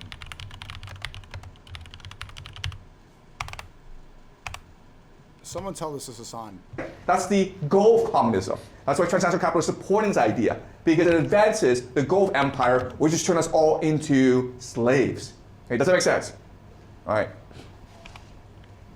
All right, so Marx is correct in analyzing the problems of capitalism, okay? Turning people to goy cattle slaves. But his problem is that he believes the solution is to make capital public. And as a result, this will create a workers' paradise. But there are problems with this, okay? So let's go over some of the problems. Okay, Marx believes that history is linear progress. So capitalism will lead to socialism, which will lead to communism. It's just a linear progress. Yo, bro, somebody that would be a great thing for. I would be very interested to see if Hassan will watch this. So, one more time. He said will lead to socialism, which will lead to communism. It's just a linear progress. Okay. Second is a problem that history is teleological, meaning things go the way they should. Marx also believes that what matters is class struggle between the rich and the poor, as opposed to between spirit and flesh, okay? And the last thing that's the most problematic is Marx believes you need a vanguard in order to lead the proletariat into a socialist paradise. You need an elite in order to lead us into paradise. And this eschatology is all Frankist, right? This is something that we learned last class. This is something that Frank proposed, where his group is a new people which will lead people into a material paradise, right? So all Marx is doing is taking Jacob Frank's ideas and systemizing it. Now, I'm not saying that Marx was a Frankist. He's probably not a Frankist. But what I'm saying is that there are people around him, like Friedrich Engels, who could have been a Frankist, and as such, and they used their money to influence Marx in a way. Okay? And we can suspect this because there's certain ideas that don't make sense. If you are a socialist, you believe in democracy, but Marx believed in a dictatorship. Okay, that makes no sense. All right? So, this is Mikhail Buchanan, and he was a socialist. He was an anarchist, and he believes. He agrees with most of Marx's analysis, but where they disagree is this. Marx believed you need a vanguard, okay, like Jacob Frank believed. But Buchanan says, no. If you have a vanguard, they'll just become a new capitalist class. Okay? What's the difference, man? If you are a socialist, you have to believe in democracy. You have to believe that everyone has capacity to make his or her decisions. And that must be the basis of your new society. Otherwise, we're just going to go back to the way things are before. Okay, it'll just be another empire. Before it's the British Empire, now it's the Russian Empire. Who cares? What's the difference? All right, so let's read some Buchanan. Okay, all right, can you read, Amber? As for us, we want. So is literally everything in world history is really just a form of accelerationism to get to the end times. That nothing in world history is really as simple as politics or war or all of it is ushering in the messianic age. Want neither phantoms nor nothingness. Okay, but sorry, Amber, I gotta read this one. As for us, we want neither phantoms nor nothingness. Look how they capitalize nothingness as if they worship it. But living human reality. And we recognize that man can feel free, be free, and therefore can achieve freedom. In order to be free, I need to see myself surrounded by free men and be recognized as such by them. I am free only when my individuality, reflected in the mirror of the equally free consciousness of every individual around me, comes back to me strengthened by everyone's recognition. living freedom This is really important, okay? of every individual around me comes back to me strengthened by everyone's recognition. Okay, so this is really important, okay? This may seem the same as Marx, but they're saying different things. Marx says, no, the object is the reflection. And what we kind of say, no, no, no. The other person is a reflection, okay? And this goes back to Dante, Zarathustra, Jesus. There's a divine spark in us. And we love someone else. When we care about someone else, our divine spark is reflected in that person's divine spark as well, okay? And the object gets in the way. That is a crucial distinction, do you understand? Okay? It sounds the same, but these are two radically opposing ideas. Where Marx says, no, it's the object that matters. As long as the object is created by yourself freely, then that is good. And what Buchanan says, no, what matters is our relationship with each other. Okay, we don't need the object. Okay, keep on going. The freedom of every other individual does not limit my own, as the individualists claim. On the contrary, it is the confirmation, realization, and human dignity of all persons to see and feel my freedom confirmed, sanctioned, and boundlessly expanded by universal agreement is happiness. It is human paradise on earth. How you create paradise is through Satanism, bringing heaven on, instead of finding heaven in the afterlife, making it in this earth. love. Okay, you understand? Not through objects, not through public property, not through He's spitting. socialism, but through love. Cook. Okay? The problem with Marx is he focuses on the individual. What makes the individual happy? And what Buchanan says is, that's stupid. You have to focus on what makes a community happy. Because it's only through the happiness of others can we ourselves be happy. Okay, and this is something that Jesus said, Zarathustra, Dante. Okay? This is what makes logical sense. And Marx is not a dumb guy. Okay? He's a really smart person. But he says something opposite, which suggests to us that he is being influenced by an outside force. Okay? He himself will not come to the conclusion that Satan. he himself would not come to the conclusion that you need a vanguard to lead the workers. So basically, Marx believes that happiness only comes from external validation. Or, no, it's Buchanan, really. Because Marx is about the reflection of the object, about what you can create as slaves to produce things. Buchanan's belief is, Buchanan believes happiness is attained through external validation. Buchanan or Marx? I think it's Buchanan the same. All right, keep on reading, Amber. Available to everyone will be a general scientific education, especially the learning of the scientific method, the habit of correct thinking, the ability to generalize from facts and make more or less correct deductions. But of encyclopedic minds and advanced sociologists, there will be very few. It would be sad for mankind if at any time theoretical speculation became the only source of guidance for society, as science alone were in charge of all social administration. Life would wither, and human society would turn into a voiceless and servile herd. The domination of life by science can have no other result than the brutalization of mankind. Okay, so what he's saying is this: the ultimate project of Marxism, where you have a something elite, a vanguard in charge. This is no different, by the way, from transnational capital or the British Empire, okay? It would lead to slavery. All right? And quite honestly, he was right. That's where All we right. are now. Let's look at Sigmund Freud. We're all boy cattle Sigmund slaves. Freud, like Karl Marx, is also extremely influential. He practiced medicine in Vienna. He was a psychologist. And so there were a lot of young women Do you guys like Freud? What's the consensus on Freud here? who came to him as patients. And Freud would ask them, what's wrong with you?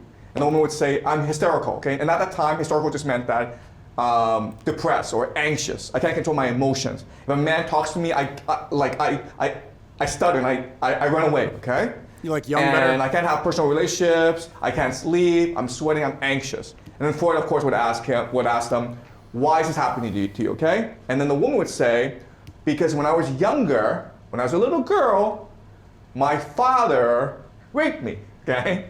Incest, that's why this happened to me. And then Freud's like, So Freud just blames everything on the parents. It's all your mother. This is like the foundation of the Sopranos and modern day therapy. wow, this sounds really strange. But then he looked at the literature, he talked to many patients, and he recognized that everyone was telling him the same thing. And it's true. I mean, it's just pure logic, right? If you were abused as a young girl by your father, you're gonna have a lot of social problems when you get older, okay? Especially with men. And so he collects all this research and he published a paper, which is very good, called The Etiology of Hysteria. And so, Emma, can you read, please? Above all, my previously communicated assumption that trauma, specifically sexual trauma, cannot be stressed enough as a pathogenic agent was confirmed anew. Even children of respected, high-minded, puritanical families fall victim to real rape much more frequently than others had dared to suspect. Okay, so this is what he's saying is rape is a really common phenomenon, especially among higher society, okay? Keep on going. Either the parents themselves seek substitution for their lack of sexual satisfaction in this pathological manner, or else trusted persons such as relatives, uncles, aunts, grandparents, tutors, servants abuse the ignorance and innocence of children.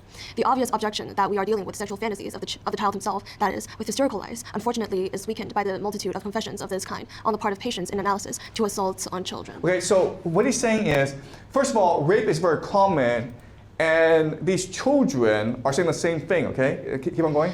If we try in an approximately similar way to induce the symptoms of hysteria to make themselves heard as witnesses to the history of the origin of the illness, we must take our start from Joseph Breuer's momentous discovery. The symptoms of hysteria, apart from the stigmata, are determined by certain experiences of the patients which have operated in a traumatic fashion and which are being reproduced in his psychical life in the form of mimic symbols. Okay, so this is, the idea is very simple, okay? These women, when they're being historical, when they're being anxious, depressed, it's because they suffered real trauma when they were younger. They're not making this up. Okay? They're not imagining this because a lot of people are accusing them of like, you're just fantasizing this, okay? And he's saying, no, no, no. The science tells us, the research tells us that you can only have these symptoms if you yourself experience it, okay? You cannot imagine a leg injury. You have to be hit by a car to have a leg injury. And All pain is relative, essentially. I think it's a simple way to say it. Pain is relative. And this is what he's saying. You have to be raped by your father or a trusted friend or a relative in order to have these symptoms. Otherwise, they can't exist. Okay? All right, keep on going.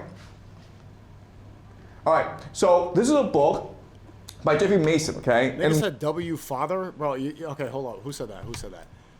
Who said W father? Why are you saying cheat? What are you guys talking about? Okay, you got to get 5 minutes. Think about what you said for 5 minutes. And he was for the longest time Sorry, what's his name again? And he was for the longest time and follower of Freud, okay? Freud was dead, but he himself looked at Freud's personal letters. And what he discovered was there's a sharp break, okay? And early Freud was very scientific. He believed the woman who were his patients, but then later on, for a reason, he changes everything, okay? So can you keep on reading, Amber? I therefore put forward the thesis that at the bottom of every case... I therefore put forward the thesis that at the bottom of every case of hysteria, there are one or more occurrences of premature sexual experience.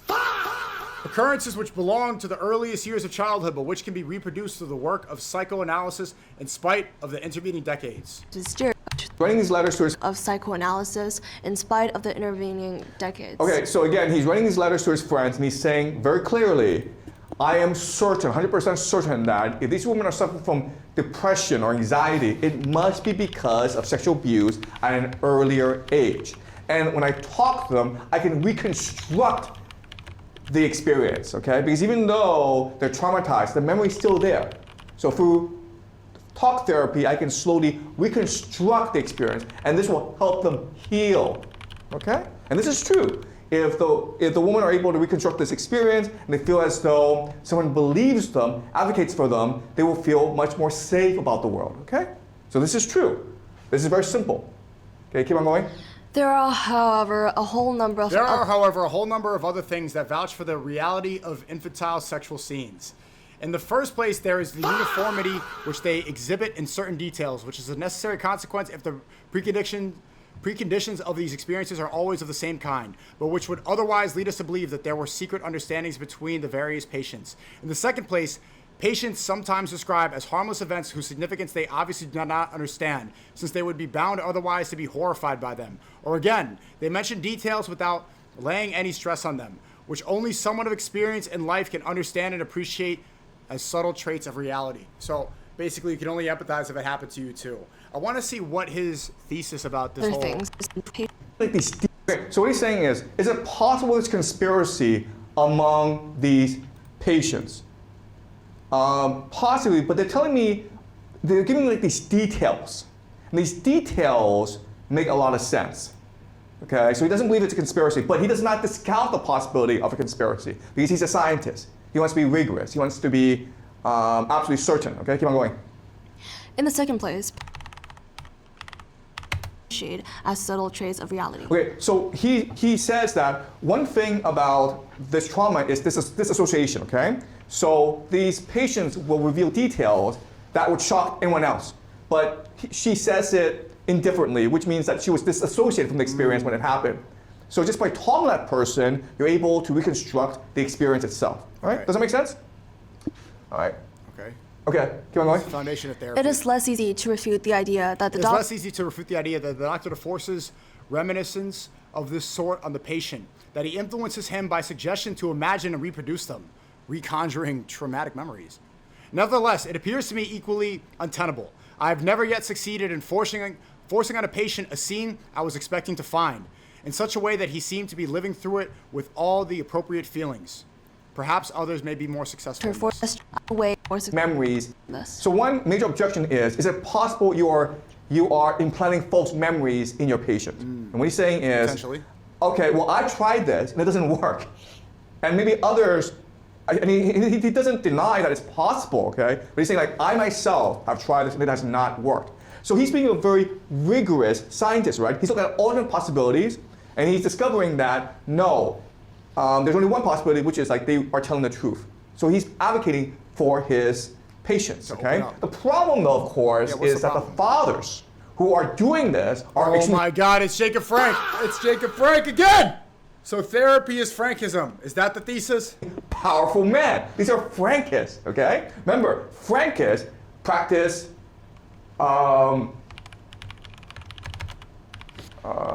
father-daughter incest, if you understand, okay? The Siberian Frankists are very powerful people, especially in Vienna. What the fuck? Father-daughter incest was commonly practiced by... What the fuck? What the fuck? Practice by Frankists. Holy shit. And this is part of their religion. If you do it over generations, it just becomes multi-generational trauma. You just do it because you're addicted to it, okay? And this is screwing up a lot of these young women. It's making Wait, so how commonplace was Frankism? I thought this was just like... When I first heard about this from Candace Owens, I thought it was like a small thing. Frankism was an 18th century Jewish antinomian, fuck, I'm gonna Kaizen at that, Messianic movement centered on Jacob Frank, who proclaimed himself the Messiah, yes? How popular was it?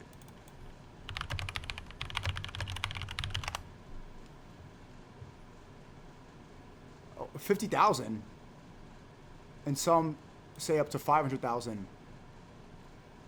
It was... So this dominated Judaism in Europe and spread, and there were a lot of influential people. So it's like a trickle-down Frankist incest economics. Oh, wait, and let me go Kaizen at that word real quick. Let's go see this. How do I pronounce this? Antinomian. Muhammad is a pedophile.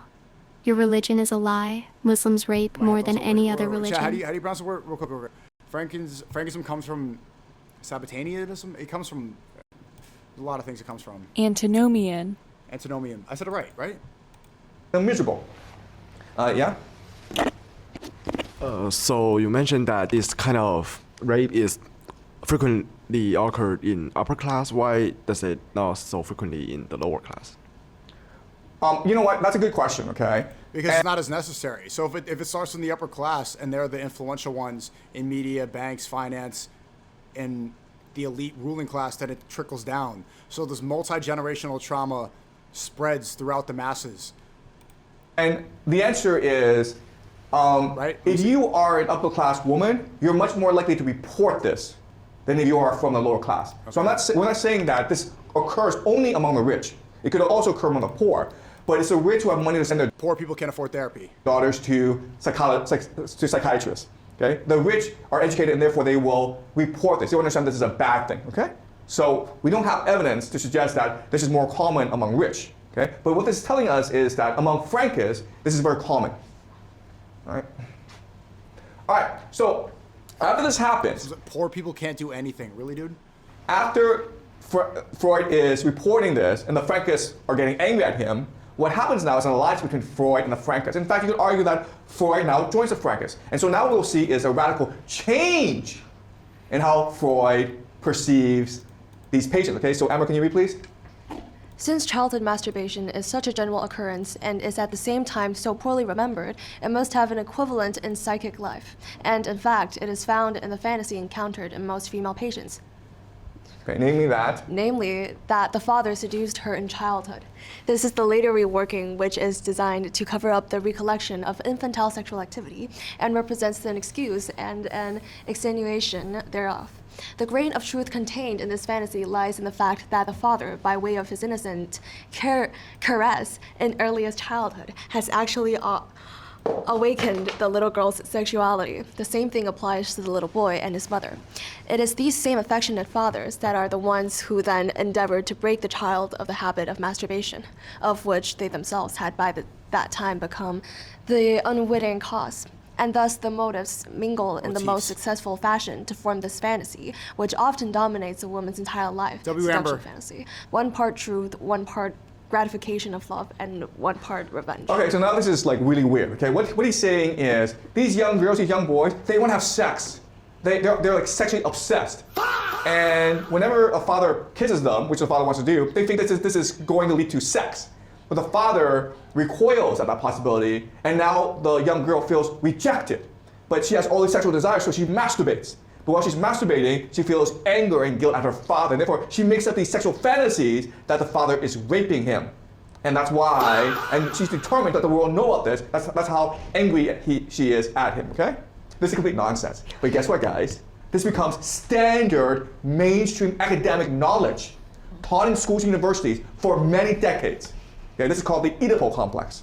That's your complex. Have you guys studied this? Yeah. It's complete utter nonsense. Agreed. Right? Oedipus complex, Okay. right? Can you keep on reading, Amber? The motives. The motives for illness often begin to stir in childhood. The love-hungry little girl, unhappy at having to share her parents' affection with her brothers and sisters, realizes that all that tenderness comes flowing back when her parents are made anxious by her illness.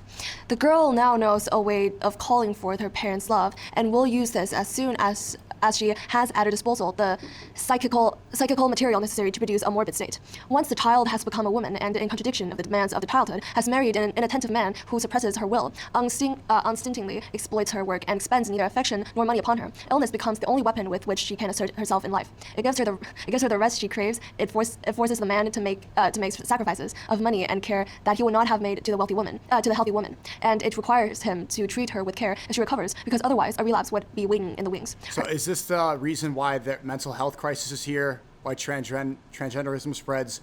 Why women love to say, and liberals and weak guys, they love to, I have anxiety, I have ADHD, I'm transgender, I'm this, I'm so fucking my mental health day. Illness is apparently objective and involuntary, as even her doctor will be obliged to testify, and it enables her to employ without conscious self-reproach this useful application of a means that she found effective during childhood. So why is women being hysterical later in life? Because it allows them to control people. Okay, it draws attention to them. They want attention, but also makes people obey her whims. Okay, this is gaslighting. All right, this is peer and other gaslighting. And guys, this is what psychology is. This is peer and other gaslighting. Okay. All right. The problem, of course, is how do you convince your patient that this is true? And so he develops a mind control technique called dream analysis. Okay, this is his book from the book Interpretation of Dreams. Okay, and it's all just mind control crap where the patient is trying to recall dreams and you're brainwashing that patient. Okay, because if you discuss memory, the person's like, I know what I saw. But with his dreams, they can implant false memories. They can make suggestions. You can hypnotize that person. Okay, and so psychology becomes now mind control. Okay, so can you read number? I think everyone who occupies himself with dreams will recognize as a very common phenomenon that the fact that a dream will give proof of the knowledge and recollection of matters of which the dreamer, in his waking state, did not imagine himself to be cognizant. In my analytic investigations of the nervous patients, of which I shall speak later, I find that it happens many times every week that I am able to convince them from their dreams that they are perfectly well acquainted with quotations, obscene expressions, etc. Okay, so do you understand? So when the person is talking about his dream, you can now make suggestions. That person will believe whatever crap you tell him, okay? And that's a secret of mind control. And guess what, guys? We still use this crap today. All right? All right. So mind control, like astral projection? Everyone who occupies dreams will recognize very complex. Every dream will give proof of knowledge. He barely describes it. So Freud is, of course, gaslighting everyone. Oh my god, look at the suggested videos. Just like, bro, I fucking hate YouTube now. Ugh. Doesn't this just like... no, I mean, obviously, I like Mr. Beast, but just like... Fuck, man. Fuck. One, because he has to protect his patrons, the Frankists, and the Frankists will allow him to will become very famous. He'll get a lot of awards. When the Nazis come to power, he'll go to England, where he's well treated. He joins the Royal Academy. The British protect him. The British will then spread his views. Okay. He has a. Who's he talking about? Chad, is this Freud still? Is this Freud still? Disciple, Carl Jung, who will take his. Who's the famous guy? Francis? Floyd. Freud's ideas and turn it into a disciple, Carl Jung, who will take Freud's ideas and turn it into a understanding, a systematic understanding of how the mind works. And from this, we'll develop neuroscience. Okay? The problem with all this, this is Pablo Picasso, the problem with all this is, as Buchanan tells us, it's all self. Okay, so what's the note from Carl Jung? He turns it into a understanding systematic of how understanding the mind works. And from this, we'll develop neuroscience. Okay, so Carl Jung develops neuroscience, the explanation of the mind. Okay, fine. Okay? Which is all based on trauma. Directed inwards, which gets us nowhere. Okay, all this is, as Buchanan tells us, it's all self-directed inwards, which gets us nowhere. Okay? It's just you looking into yourself. It's navel gazing. Which is The Sopranos, is why I think therapy is a scam. It's just like just going and talking about yourself and talking about yourself, talking about yourself. It's not existing outward, which is what life is. It's the obsession, and I think it's narcissism, of only analyzing inward. And from that, you learn no truth at all. But that's the entire basis of our society. And so this understanding of the mind becomes reflected in popular culture. Okay. Back to Michael Buchanan, he tells us that to be truly free, we all have to be free. We have to be free together, okay? In each other, we find meaning. What was the comparison with Pablo Picasso? Was that just, I mean, it's kind of like what his art looks like, I guess. Pablo Picasso exists because of the inward reflection. I don't think I need to write that down. All have to be free. We have to be free together, okay? In each other, we find meaning, purpose, and love. Okay, not in ourselves, but in each other. That's a difference. And so, this leads us to a question, okay? And this is a question I don't know. Today it's all some speculation. He knows. The question I want to leave with. I love when he does this because he knows exactly what it is, but he just wants to protect himself from cancel culture. With you today is Marxism, liberalism, individualism, Darwinism, psychology, this psyops meant to turn us into slaves? Yes. Okay, that's a question that you have to carry with you. I don't know the answer to. I don't know the answer. You know what it is. I'm just providing you with a theory. know. And these connections, we don't know how close they are. Okay, it may just be random coincidence. It could be cause and effect. We don't know. Okay, but this is something that you have to ask yourself as you continue your study. Okay, so this shows us the alliance between the Sapphican Frankists and the British Empire. And so next class will be our last class, and in our last class we'll talk about the Pax Judaica, okay, which is a culmination of all these trends. All right, any questions, guys? Well, no. Marxism, liberalism, individualism, Darwinism, psychology are all psyops to turn people into goy cattle slaves. To usher in the Messianic age. Okay, great. So what year was he born in? You guys are saying he's born in 1984? Let's see, Professor... Was he actually? Professor Jiang. What's his date of birth? Does he have a Wikipedia? No, 1976, you fucking liar. The bicentennial. See everyone next class.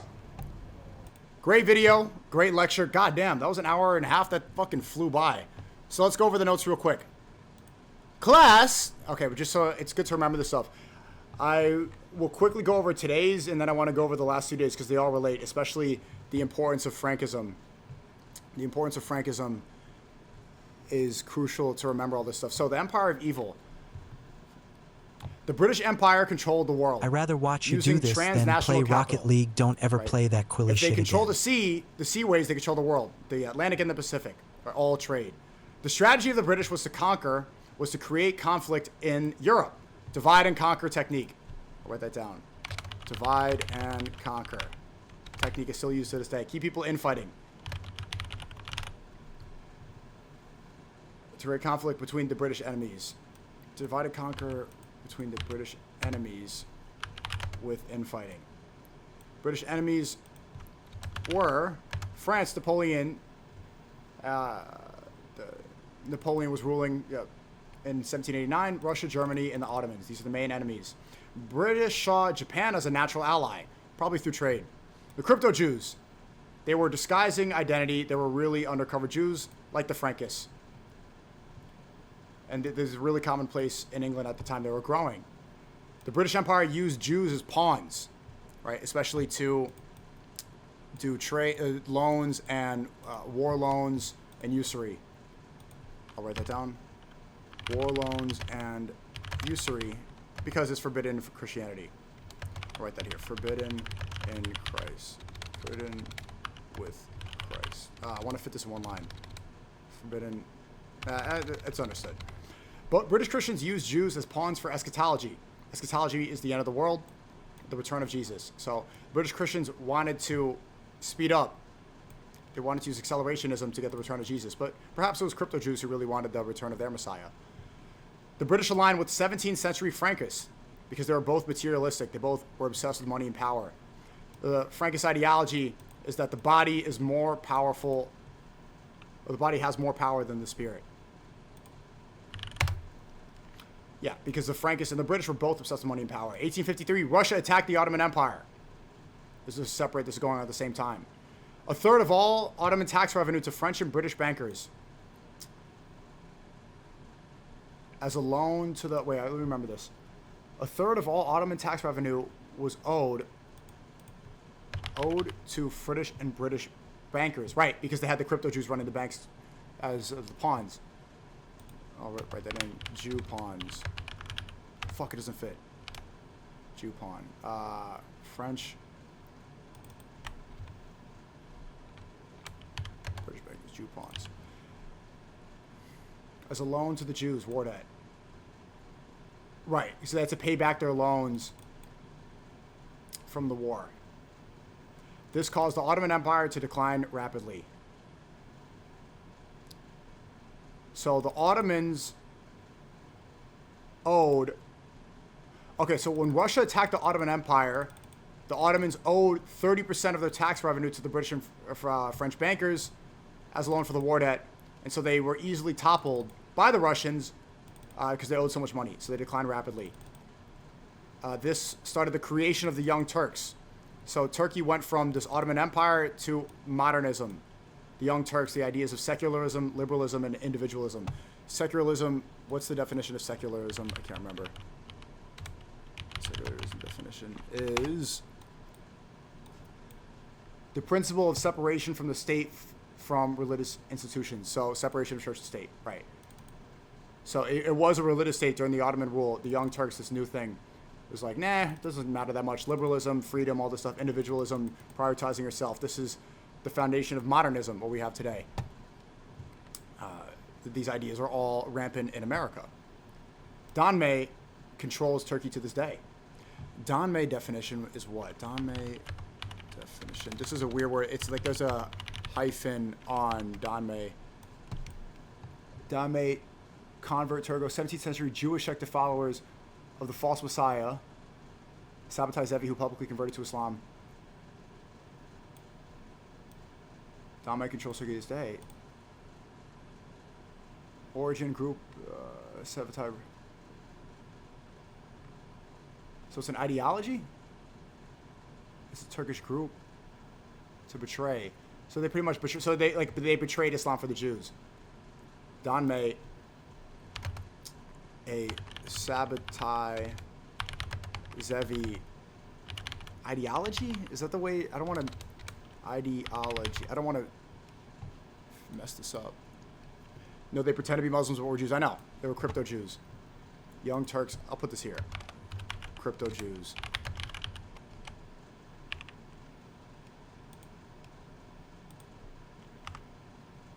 I will get rid of these commas so we can fit it all in one line. Organization is key for memorization. The Rothschild Bank alliance with the British. So they align with the British, just like the British align with the Frankists. The Rothschilds own the media. An example of how the Rothschilds own the media was that people were panicking after the Battle of Waterloo, the stock market crash, and the Rothschilds bought up all the stock and got super rich. But the British actually won the Battle of Waterloo, but the media lied to stir up panic, specifically to gather all the wealth for themselves. The Battle of Waterloo was in 1815. It was the British versus French, and it was the end of the Napoleonic era. End of the French Empire. Okay, continuing on. The British developed a philosophy for accelerationism. Empiricism. This is all philosophy. It was by John Locke. It was his belief that the mind is born with a blank slate and that life is all about experience. There's also skepticism. There's another subsect of philosophy. Pioneered by David Hume. The belief that experience is how we know the world. Confirmation bias is useless. So if you see 100 white swans, it doesn't mean that a black swan doesn't exist. That means you can't trust your own mind. Saying that we don't really know anything. There's no basis of truth at all. Kind of like the Schrodinger's cat ideology. Like, how do you know if the cat's dead or alive if you can't open up the box and see what's inside? There's also the subsect of philosophy called utilitarianism by Jeremy Bentham. Meaning if it's good for people, then it's good. So gays and everything like that. People are happy doing drugs and being gay. Mr. SNEAKO, sorry, I was late, had to get some LIQ. What is a crypto Jew?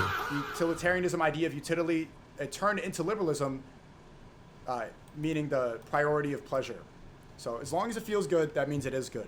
No objective morality, all based off of feelings. Then enters the scene, Charles Darwin enters the scene. I'll write that here to keep it consistent. Enters the scene. He came on with the Origin of Species book, right? The ideas of evolution, the theory of evolution. But the problem is, it explains the body, but not the mind or the soul.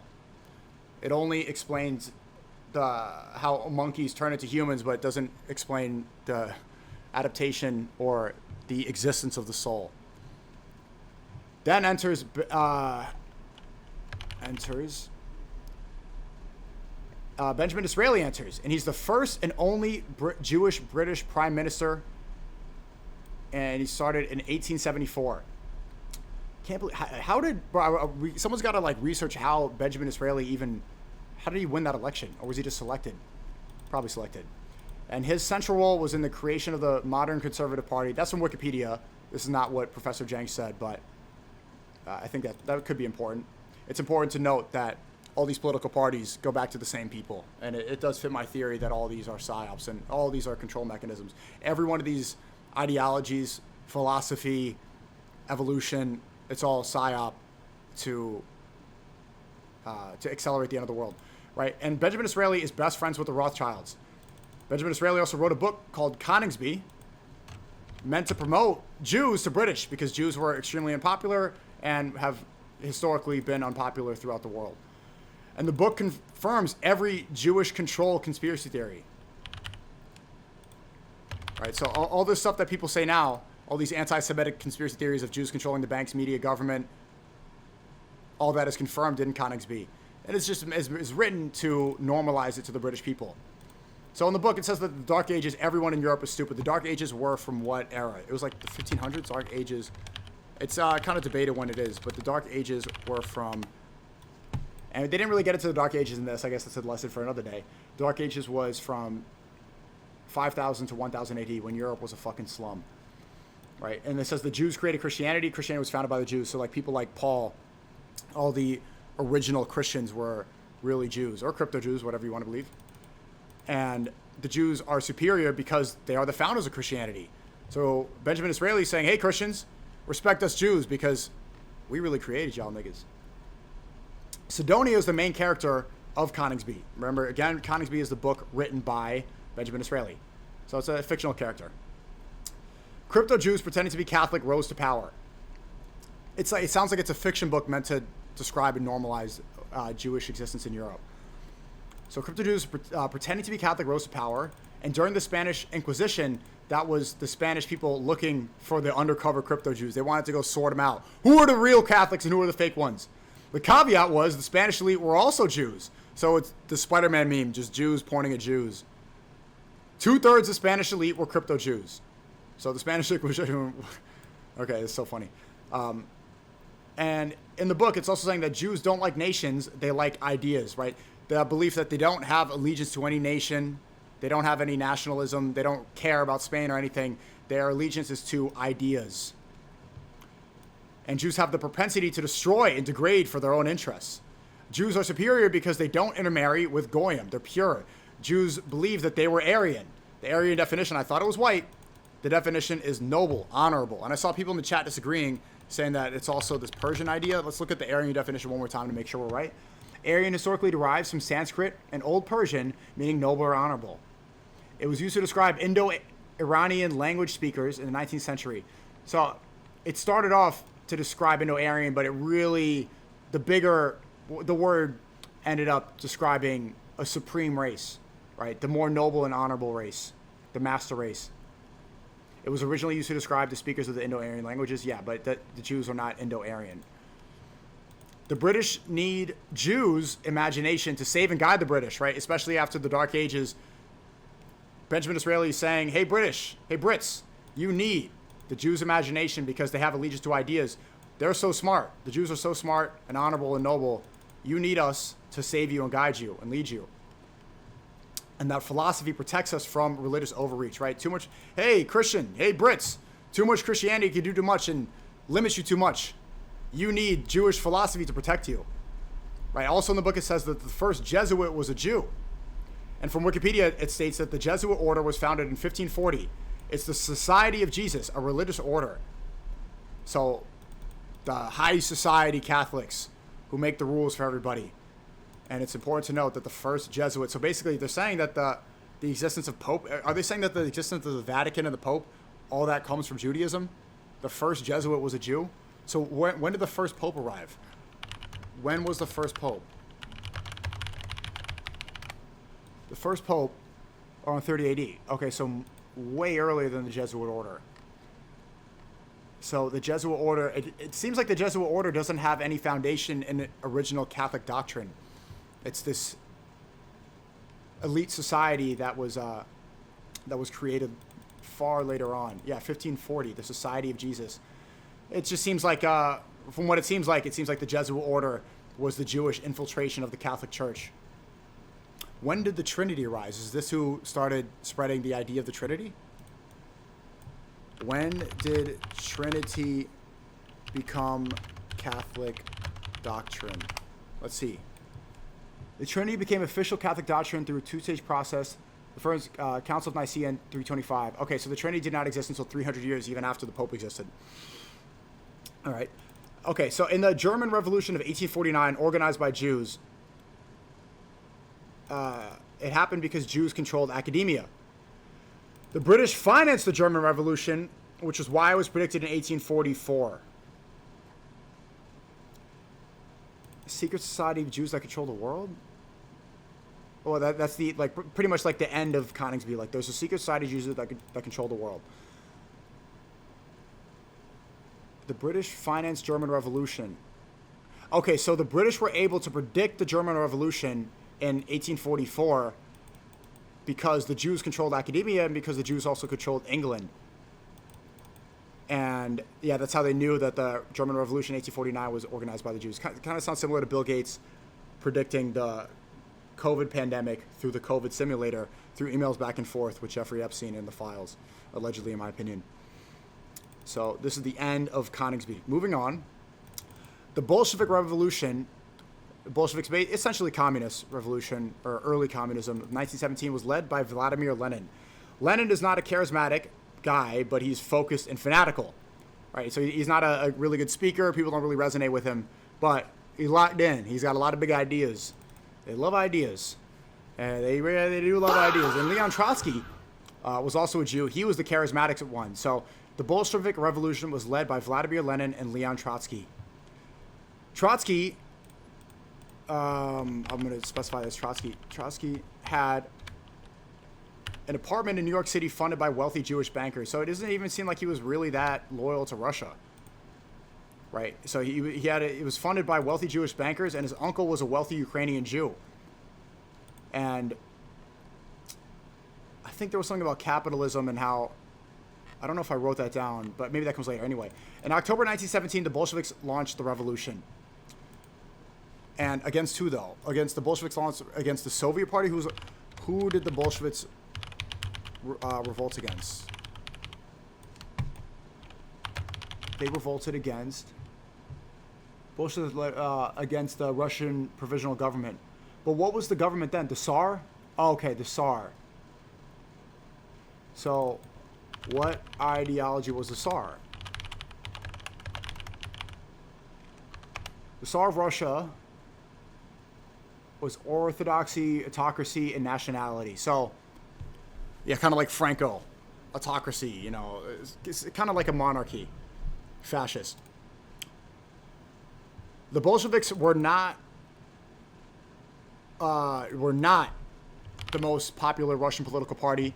They were polling at 23%. The socialist Russian party was polling at 37%. So they launched that revolution even being a political minority. The Great Russian Civil War happened between 1918 and 1922, which to me sounds like a continuation of World War I, because they said that World War I ended in 1918, but this involved the whole world too. But you could call that a proxy war, not the same as boots on the ground with all the gassing that they were doing in the trenches. And at the time, the Bolsheviks only controlled a small part of Russia, because Russia was scattered and filled with many different ethnic groups. They got into that, like Slavs, Ukrainians, and all this stuff that's not really that important. The Bolsheviks gained power using Red Terror, basically just killing the opposition and stealing money from wealthy people by threatening to kill their family. Please fit? Yes. Red Terror, just brutal violence.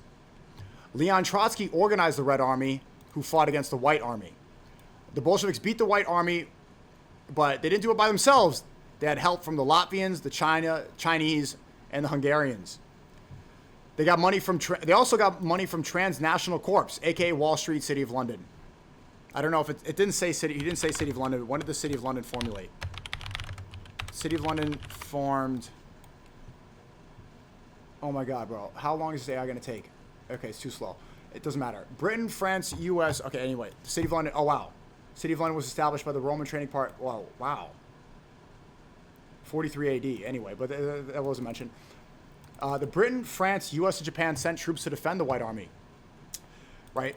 Academia says that it's because of capitalism versus communism, right? This is the usual narrative. They'll say that America gets involved because of democracy, to spread Western values and stuff, and then you find out that it's really to serve Israel's interests, that it wasn't about spreading democracy or protecting because they still destabilize. Like, there's no difference in the place. We need to spread Western value. That's not really what's going on.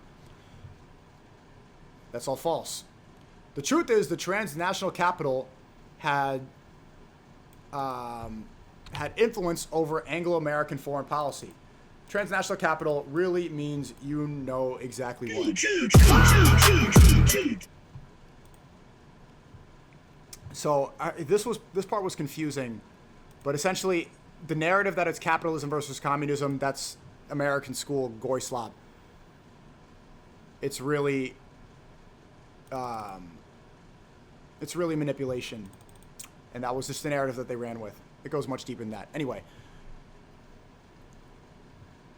again, moving on, a book by Richard Spence is called Wall Street and the Russian Revolution, and it's a book about how Jews use transnational capital, like international, just money around the world.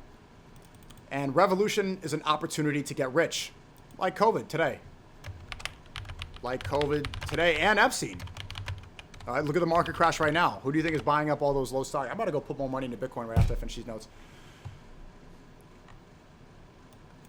And the Wall Street Journal, controlled by you know who, were lying from bribes to brainwash Americans to think that the Bolsheviks were good people. So the articles were written saying, hey, the Bolsheviks are good. But the Americans didn't know about Red Terror. They didn't. If the Americans knew about Red Terror going on, they would not be so supportive. And again, even today, Wall Street Journal, just a reminder, was the publication that issued Ye's apology to the Jews. Where's the new Bolsheviks video? I stole just gold got out and of my art, goy and value job. I was picked up equal to some goy $400 food, but million, no bid. and they stashed it in state treasury, and later on sold it for far less in hard currency. So now, maybe this was to usher in fiat currency before you had the gold standard. But before that happened, and again, they had connections to the Rothschild family, the Bolsheviks were stealing gold, art, and valuables, and then they stashed it all away. Which is confusing. I don't know how they sold it all for hard currency, but maybe I made a mistake here. We can cover that, fix that later. But that's what the note said, or that's what his lesson said. Yeah, after Civil War, it's assumed that Trotsky would lead. Trotsky was the charismatic one. Lenin would. Oh no, who was the uncharismatic one? Trotsky was charismatic. So naturally they assumed that he's going to be the leader, but he wasn't. Stalin enters the scene. Dun dun dun. Stalin had a background as a police informant. So he definitely is. He's holding a fucking grudge. Seems like he's the equivalent. Stalin's almost identical to Hitler. Stalin killed Trotsky and the Bolsheviks. And then Stalin takes power. Gets rid of the Bolsheviks. Karl Marx enters the scene. Right? He's a German and he comes from a generation of rabbis. Karl Marx wrote books on communism. Karl Marx funded Frederick Engels. He's a German and a capitalist. A German capitalist. Frederick Engels, even though... Oh, yeah, here we go. Even though Frederick Engels is a capitalist, he still supports Karl Marx. So this does defeat the theory that this was about capitalism versus communism, because why would Frederick Engels support Karl Marx financially, somebody who opposed him politically completely? Well, maybe it's because Karl Marx is also pushing transnational capital, which really hits that theory home that what supersedes political ideology is faith, is things like ushering in the Messianic age. So even though it could be a right or left, or like a left-wing Zionist or a right-wing Zionist, you still are a Zionist. So it doesn't matter. You'll put those differences aside. Stop the petty infighting. Let's go figure out the bigger issue. This was what I was trying to tell Abba yesterday, and this does describe why, even though I disagree with Nick Fuentes, we align a lot, right? And capitalism, even though it's ushered in, or even though Frederick Engels is capitalist, they acknowledge that it degrades individualism, which is a Frankist ideology. Individualism, like serving the self. It's all about me. Right? Because capitalism, the greater goal is to serve the state, production, right? Goods. A Frankist idea is to project your will onto the world. And the Frankist idea of materialism becomes the basis of our society. Modernity, goy slop, commercials. All I want for Christmas. Materialism, stuff, commercials. And the Frankist idea is also that these are all Frankist ideas. I'll put these as sub-notes that we know. Frankist ideas, I'm going to embolden this.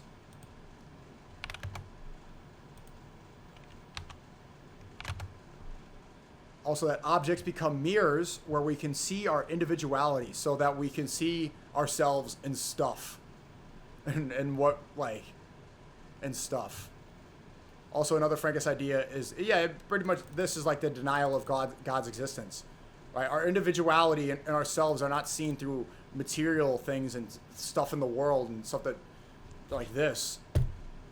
Existence is proven by God. God created us. It has nothing to do with projecting our own will onto the world. I'm projecting my will in the world, like Alexander the Great. Another Frankist idea, or no, this is separate. So,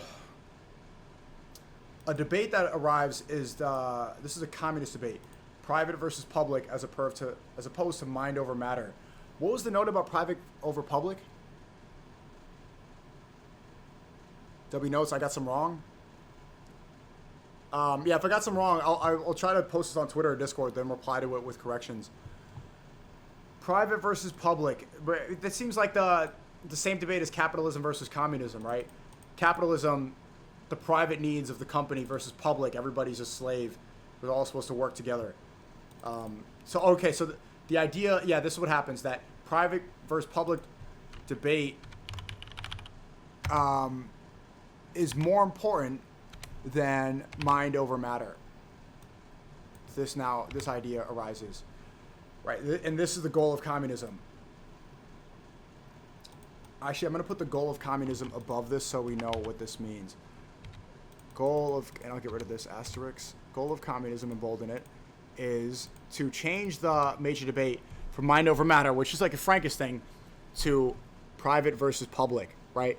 Change it from a spiritual debate to a materialistic debate. Get more specific with our existence. And communism is to serve the interests of the empire, turning people into slaves. So they act like, in the lie is that communism is to serve the people and the public, but it's really, Karl Marx believed in an empire. So he just really wanted a slave class to serve the ruling class. Marx believes in linear progress, which means that he wants this inevitably to happen. He wants capitalism to inevitably lead to socialism, which inevitably leads to communism. Kind of what we're seeing right now.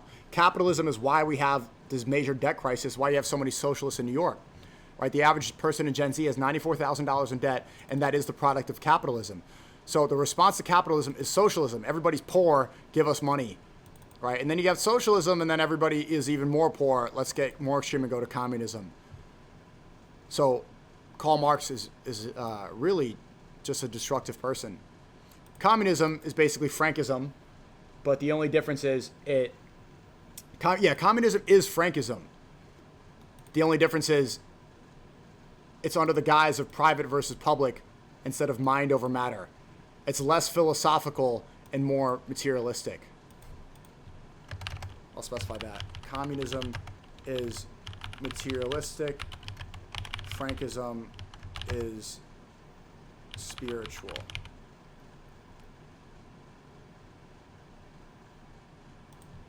Fit this all in one line. Communism prioritizes. The goal of communism is prioritize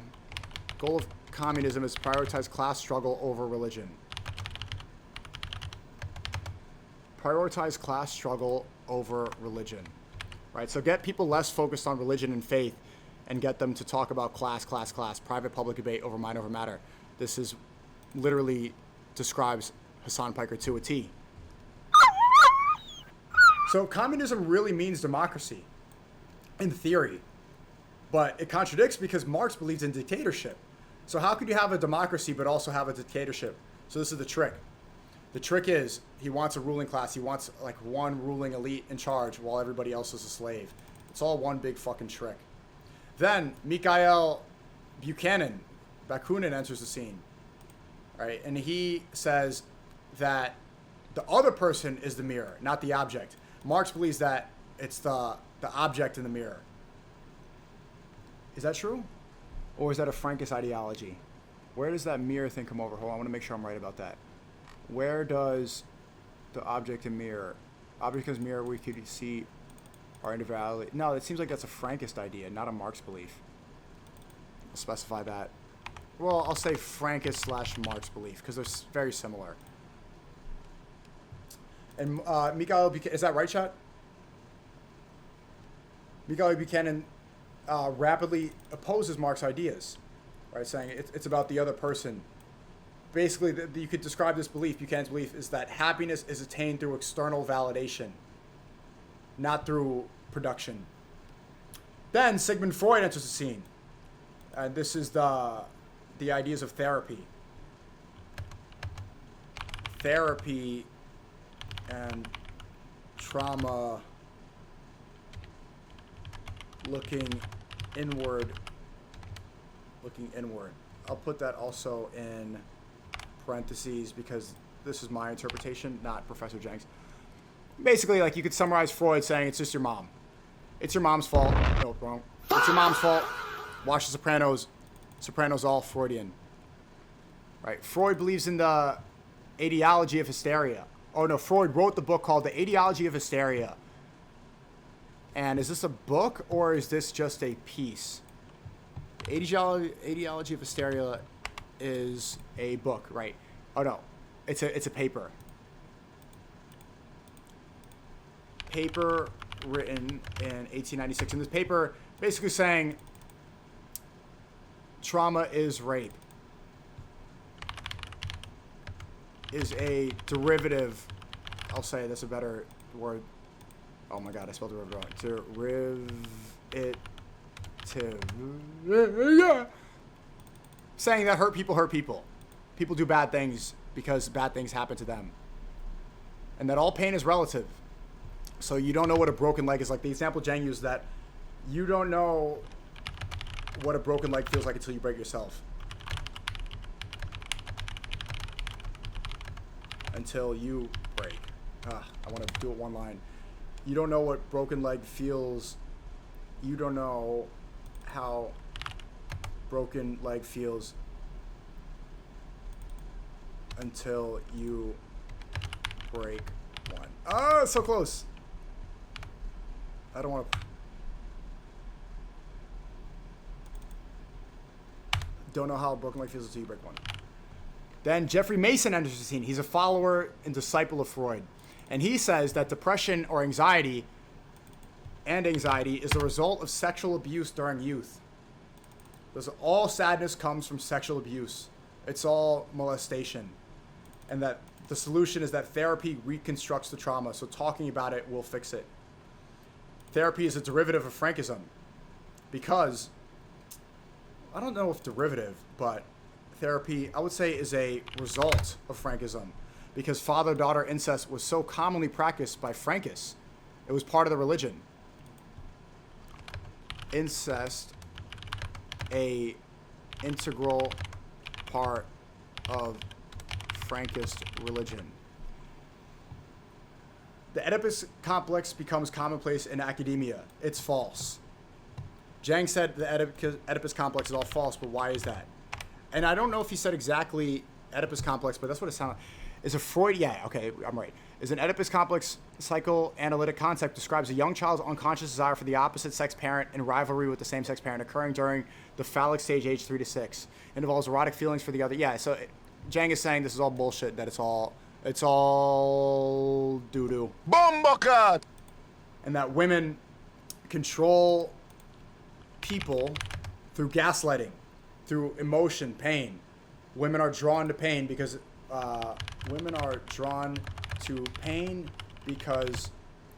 it's their power. Because their power is in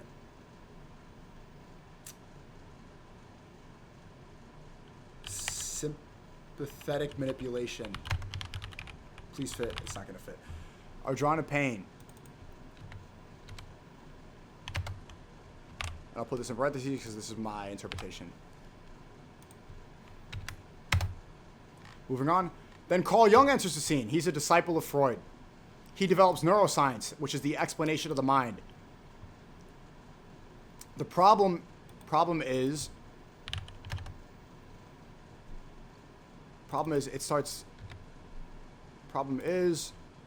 the fixation of inward.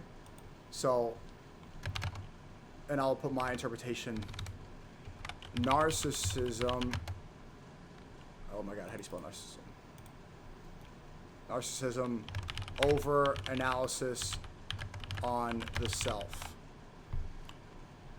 And basically the overall thesis, which I'll specify here, the thesis of this lesson is that Marxism, liberalism, individualism, Darwinism, psychology are all psyops to turn people into goy cattle slaves. And I'll put in parentheses, because I did add some of my interpretation, Jang/SNEAKO. All right. And quickly, what's important to understand a lot of this stuff, we need to go back to the lesson yesterday. I want to review it so I can memorize it, and maybe you guys can memorize it too. I never did this in school, but I'm doing it now. So this stuff is definitely understood. I think what's more important to review right now, we don't need to review eschatology is, yeah, I remember, I think we can remember all this stuff. This stuff in the Schofield Bible is the Khazars. Yeah, we reviewed that. So yesterday, to understand the faith of empire, you need to understand the faith of evil. All right, and the faith of evil starts that from the belief that there's the promised land for the Jews extends from the Euphrates to the Nile, like Greater Israel today, which is seen on IDF armbands. The Talmud is the oral text, and the Torah is the law of Moses. So here's the conflict, right? The Talmud is the oral text. In the Talmud is the debate between rabbis and God. And from my interpretation, I think this is a contradiction of the Torah, because the Torah is specific law. Talmud is completely different. This is the oral text, right? The Torah just says, here's the laws, which is kind of similar to the Quran. Astaghfirullah for making a mistake. But the Quran is, I mean, it does outline law, what we're supposed to do, deen, this stuff. So if you're going to debate about it, what's the point of God giving you law if you're just going to start debating about it in oral text? The Jews then revolted against the Greeks in the Maccabees revolt. I don't know the date of this. I think this is important. Let's see. When did this happen? What was the Maccabees revolt? What year? I need to write this down. The Maccabees revolt happened in 167 BC.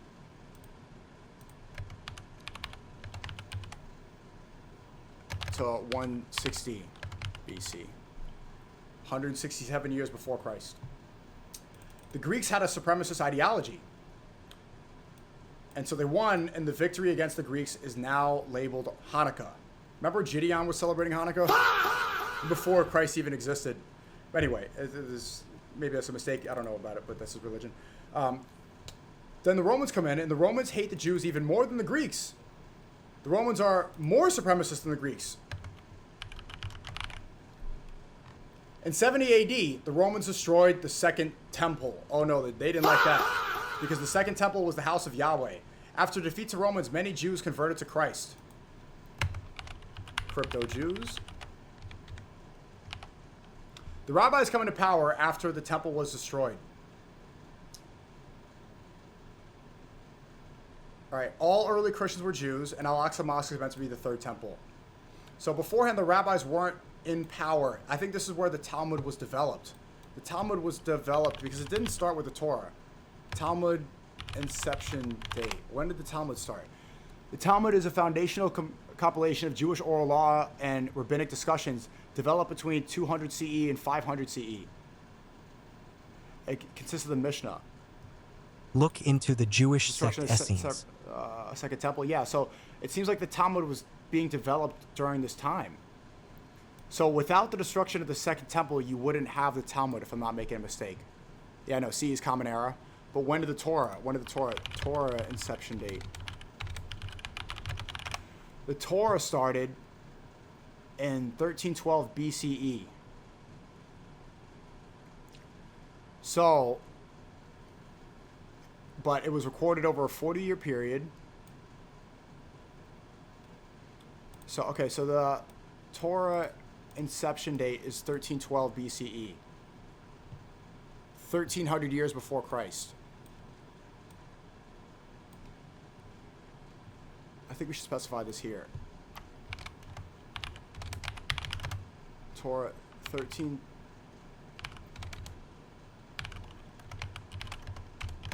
Talmud came.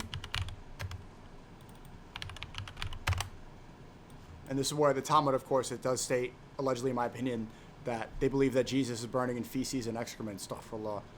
The Talmud, a foundational compilation of Jewish oral law and rabbinic They hate Rome and are saying America is the new Rome. This is why they want to destroy us. Let me just make sure. It is Common Era after Christ. Yes. Okay. So this years, almost 1,500 years after. So between 200 CE and 500 CE. Okay. So much longer. It seems like original Judaism was manipulated so much. Oh my God, it's the wrong text. Sorry. 200 CE. Oh my god, I forgot what it was already. And 500, 600 CE.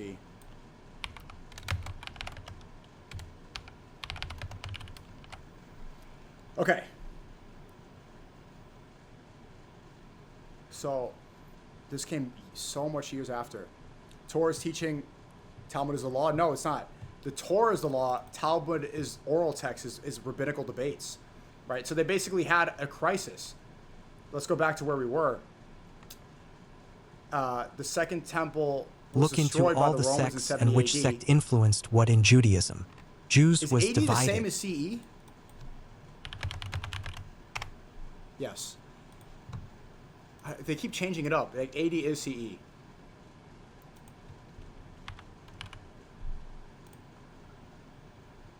I'll just note this here instead.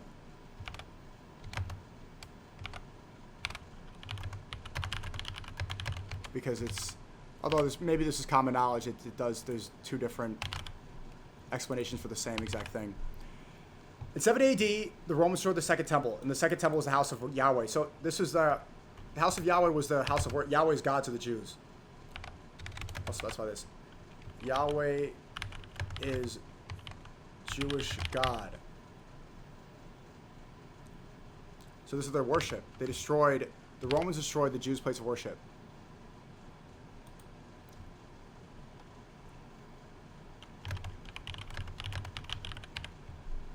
After defeats of Romans, many Jews converted to Christ, aka crypto Jews.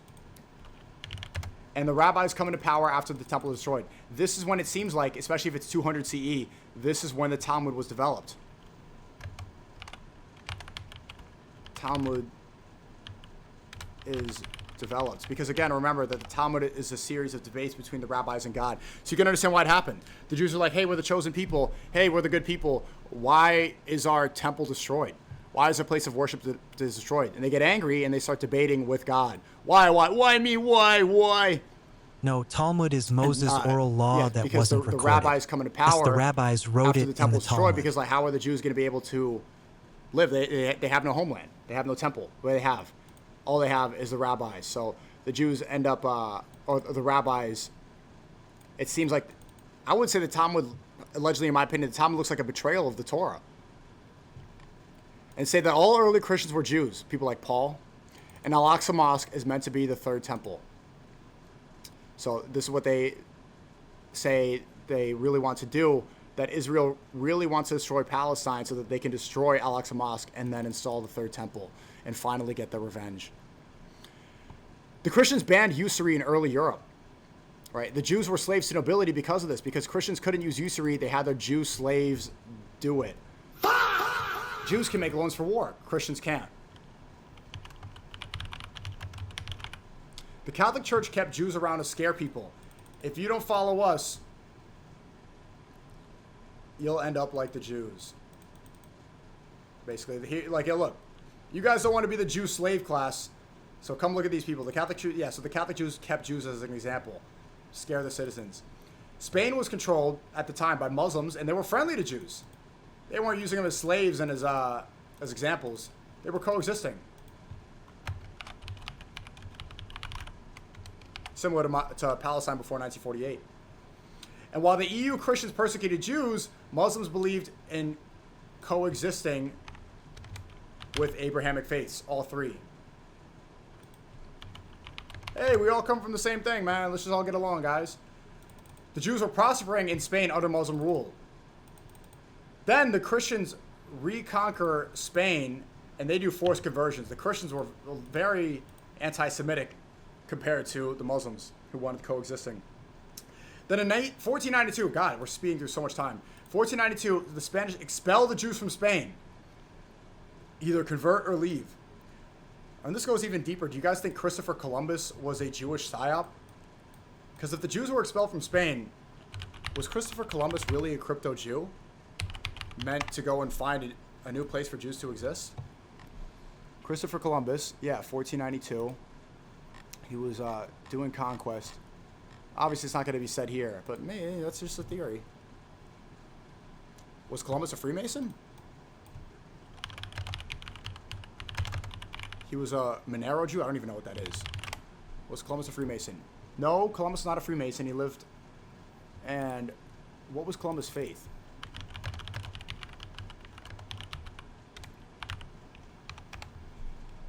Was publicly a devout Roman Catholic who aimed to spread Christianity.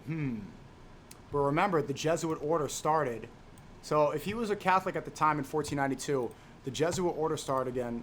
When did Jesuit order begin?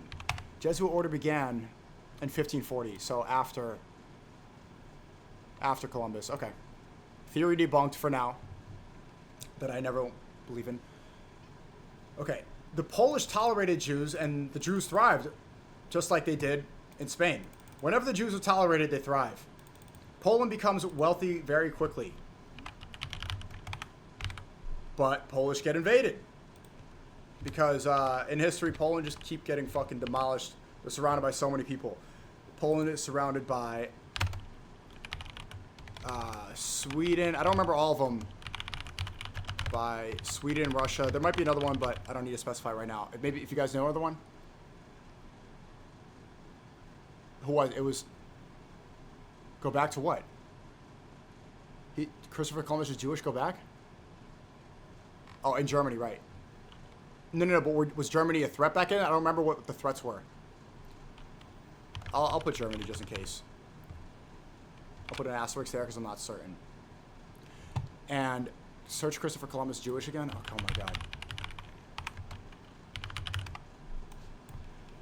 While traditional history says Christopher Columbus was an Italian from Genoa, recent studies and documentaries suggest he might have been a Spanish Sephardic Jew.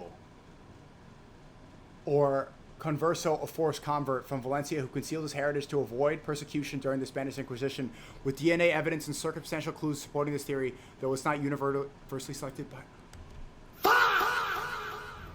So was America a Jewish psyop? Spanish Inquisition, 1492. Jews are expelled from Spain. Jews start panicking. There are so many crypto Jews because of forced conversions. Jews need to find a place to thrive and spread their ideology. If this is true that Christopher Columbus was a Sephardic Jew, that means America is a Jewish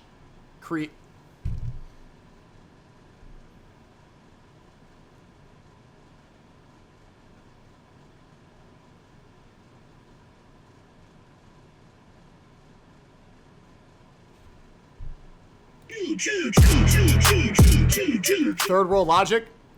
All right, let's look at this again. Tell me where my theory is wrong. Well, not my theory, what this theory is, right? It's speculated that Columbus was a Sephardic Jew. A crypto Jew, a forced convert.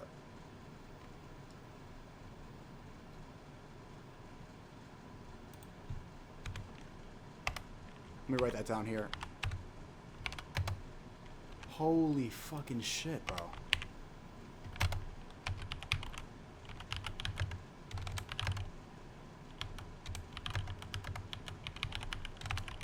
Columbus was an alleged crypto Sephardic Jew.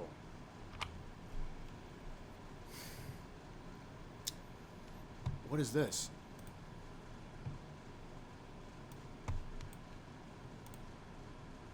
Columbus and the conquest of the New World, American Holocaust. Fucking hell. That's something for another day.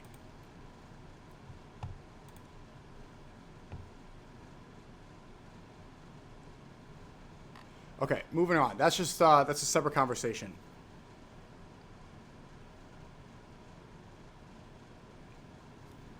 Maybe read Holy into shit. what the study says. Okay, let me focus up. So Poland becomes wealthy very quickly, but Poland gets invaded by Sweden, Russia, and Germany. Because it's surrounded by the powers of Sweden, Russia, Germany, right? They have a crisis of faith. The Jews have a crisis of Jewish faith. Why are we persecuted if we're chosen? They've always had it. Why? Zabbatai Zevi claims he's the Jewish Messiah in 1666. Funny number, huh? Zabbatai Zevi, it's obviously not the real Jewish Messiah, and he claims that the law-making rabbis are the corrupt elite. Because the rabbis didn't face persecution as normal Jews. He's a commie lib, but this is before communism, but really, He kind of wants to spread the wealth, share the wealth, communist ideology. He's a commie-lib who removes rabbi hierarchy. Zabbatai Zevi then converts to Islam under the threat of the Sultan, and 1 million Jews convert with him. And by this conversion, he absolves Jews of original sin through the conversion to Islam. So now Jews are not guilty anymore. They're free of their sin. Now Jews are in the Messianic age and don't need to follow Torah law. Ataturk, who is allegedly also a Jew, converts to Islam with Zabbatai Zevi. Some of these Jews believe in reincarnation, and Jacob Frank believes in the reincarnation of Zabbatai Zevi. Jacob Frank creates a new religion based on success. Jacob Frank hates traditional Jews, I'll say. Traditional Torah Jews. I'll put this in parentheses because I am adding this. I don't think that this was from the lesson, but I think it's good to differentiate. Jacob Frank believes in the light within, right? That God is within. God is within you. And he believes in teaching through stories. This is the most powerful. The most powerful way, most powerful form of teaching. Jacob Franks believes in controlling people using their laws against you. Oh no. He believes that people are controlled with their own religious laws. He rejected organized religion for liberation to allow power. So he didn't want organized. Jacob Frank rejected organized religion, rejected Torah Judaism, rejected all this, rejected God, because he wanted to liberate people to allow power. Basically, he wanted to become God. Right? He believed in accelerationism, sinning to get to the end of the world. Frankists say that sinning gives us knowledge. Sinning is what separates us from God, because God can't sin. God doesn't know sin. So we are different entities from God because we are capable of sin, right? And the Christian Muslim belief is that, we're supposed to avoid sin because God knows the best for us. Frankist is the opposite. He's saying, hey, look, sin is good because God doesn't sin, and this is what makes us unique and different, and we're special, and individualism and the light within. Frankists believe that the Messiah, no, not Frankists, I would say Jacob Frank, believes the Messiah is his daughter. By extension, all Frankists believe that. Jacob Frank is a Kabbalist. The universe is a hallucination. So, correct me if I'm wrong, but from what it seems like looking back on this, it seems like Torah Judaism, original Judaism, is, in fact, an overall good religion with specific laws. The Torah is the book of law, right? But after the destruction of the Second Temple in 70 AD by the Romans, it was manipulated. They had a crisis, and so many people, the people in charge, failed. It left a power vacuum. And in this power vacuum, people subverted the religion and turned it into something evil and satanic. The other argument would be that this is inevitable and they just disagree about the Messianic age, and that Torah Judaism will never be able to agree with the similarities that Christianity and Islam have because they have their own Messiah. And so that SNEAKO, buddy, I got banned for saying dumbass Muslims. I'm sorry, like okay? The Frankists are just Can a speeding nigga up the live? inevitable. You got banned? Okay, unban him. Yeah, but don't come in here and say dumbass Muslims, stupid idiot. Like, we're literally reading about why infighting and division is just helping out the satanic cause, and you're just in here in my chat doing it. Goofy. Timeout, not banned? Yeah, you could wait 5 minutes. You'll be okay. Yeah, so what do you guys think of that? And this is essentially what Candace Owens was saying. She's like, it's not the Jews, it's the Frankists who subverted Judaism. Remember when she got a bunch of backlash from that? It's not the Jews, it's the Frankists. But if you analyze the faith, it just seems like a differentiation of time of when the Messianic age is. Like rabbinic Judaism is not true Judaism. Talmudic Judaism is not Torah Judaism. Judaism did not start with the Talmud. The Talmud came 1,500 years after the Torah. So based off this knowledge, it's not anti-Semitic to reject the Talmud. The Torah Jew, oh, man, I got to speak to an original rabbi because there's so many different Jews. Are there Jews now that reject the Talmud?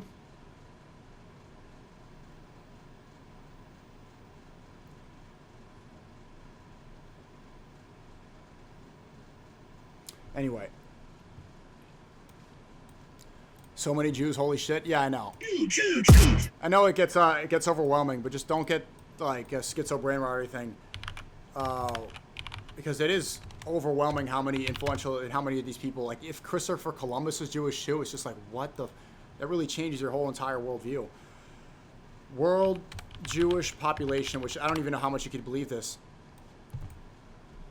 The global Jewish population is approximately 15 million, with 7 million living in Israel and 6 million in the United States. Well, of course, right? Roughly 90% of the world The Essenes Jews reside in these observed two Torah Judaism. countries. So They pretty much all in New rejected York City and Talmud. Tel Aviv and Miami. This population remains below the pre-Holocaust 1939 level of 16.6 million.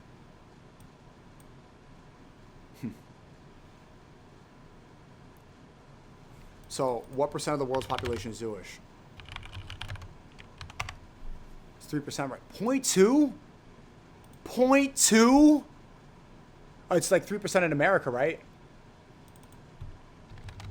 Yeah. 2.4. So there's more Muslims than Jews in America, correct? Oh no, Muslims wake up 1%. I thought it was 3. I guess I got that wrong. So there's double the amount of Jews than Muslims in America? I don't believe that. It is much higher, but they hide? Yeah. Especially with the amount of crypto Jews. Hey, my grandfather was, well, a half. You know, his mom wasn't Jewish, so I guess you can debate. My grandfather was like a half crypto Jew. Okay. And that's the end. So that was the Empire of Faith, and that's the Empire of Evil. So, all right. Great lesson. I want to find a way to share this doc instead of on Twitter, because I think this might get me banned on Twitter by posting it. It's just crazy because this is all speculation. I don't believe in any of this stuff. It's all notes. It's all from Professor Zhang's lessons.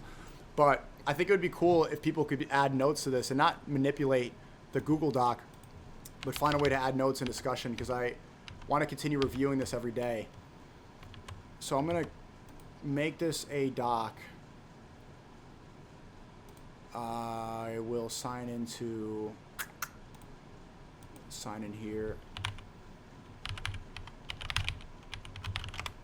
And I'll allow open access. There's a way to let people join this.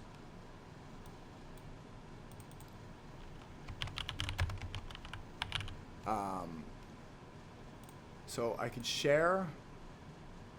Anyone can get the link, but not everybody can view the link, but not everybody can manipulate it, right? Or can anybody manipulate it? How do I do it? So, how do I set this doc so that people can add notes, but they can't change it? View only?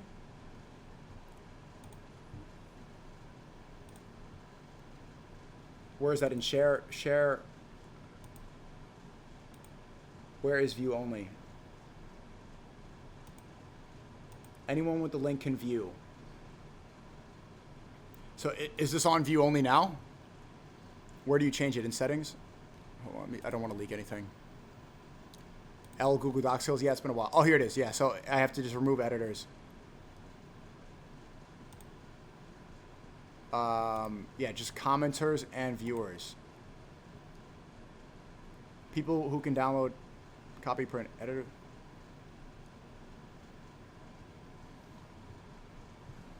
Is this right?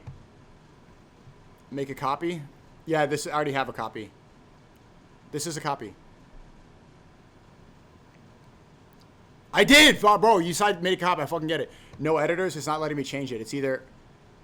You can't just select this. It's so stupid. Why the fuck are there two different checkboxes if they're not individual? It's so stupid. Share. Viewer. Oh, roll. Oh, okay, here it is. Commenter. Right, so I think... Is this good here? If I put it to commenter? Okay. So I'm going to copy the link. And I'm pinning it in chat right now. Here you go. Do view only? Okay, but then can you leave notes? Can you leave notes if it's on view only? Yes or no? No, I didn't eat yet. I need to get some food. Okay, so I don't want view only. I want people to be able to leave comments.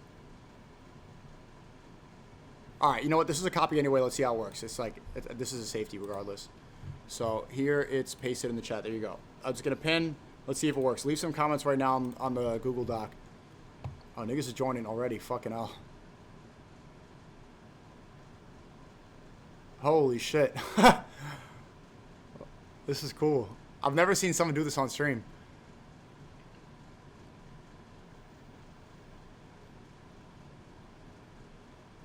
No, don't delete it. Niggas is changing the color and shit. Okay, anyway. Cheezer is a Don May. Okay, you know what? I'm just gonna start banning people who fucking... Oh, God, do you guys have to fucking... everything? Bro, it's 1 a.m. on a Saturday night. I'm watching a lecture. Like, niggas are really... Heil Hitler. Oh my God, this is a waste of time. I'm closing this. All right.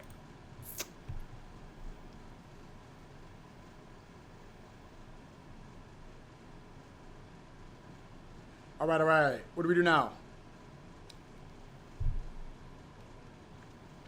SNEAKO, appreciate it. Thanks, guys.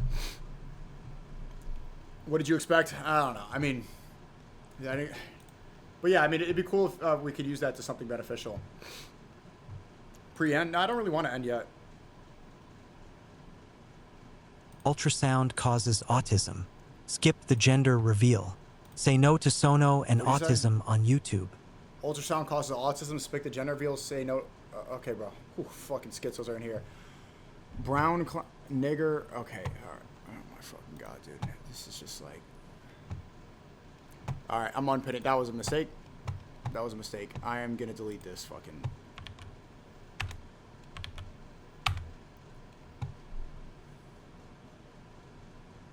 I'm just gonna delete this.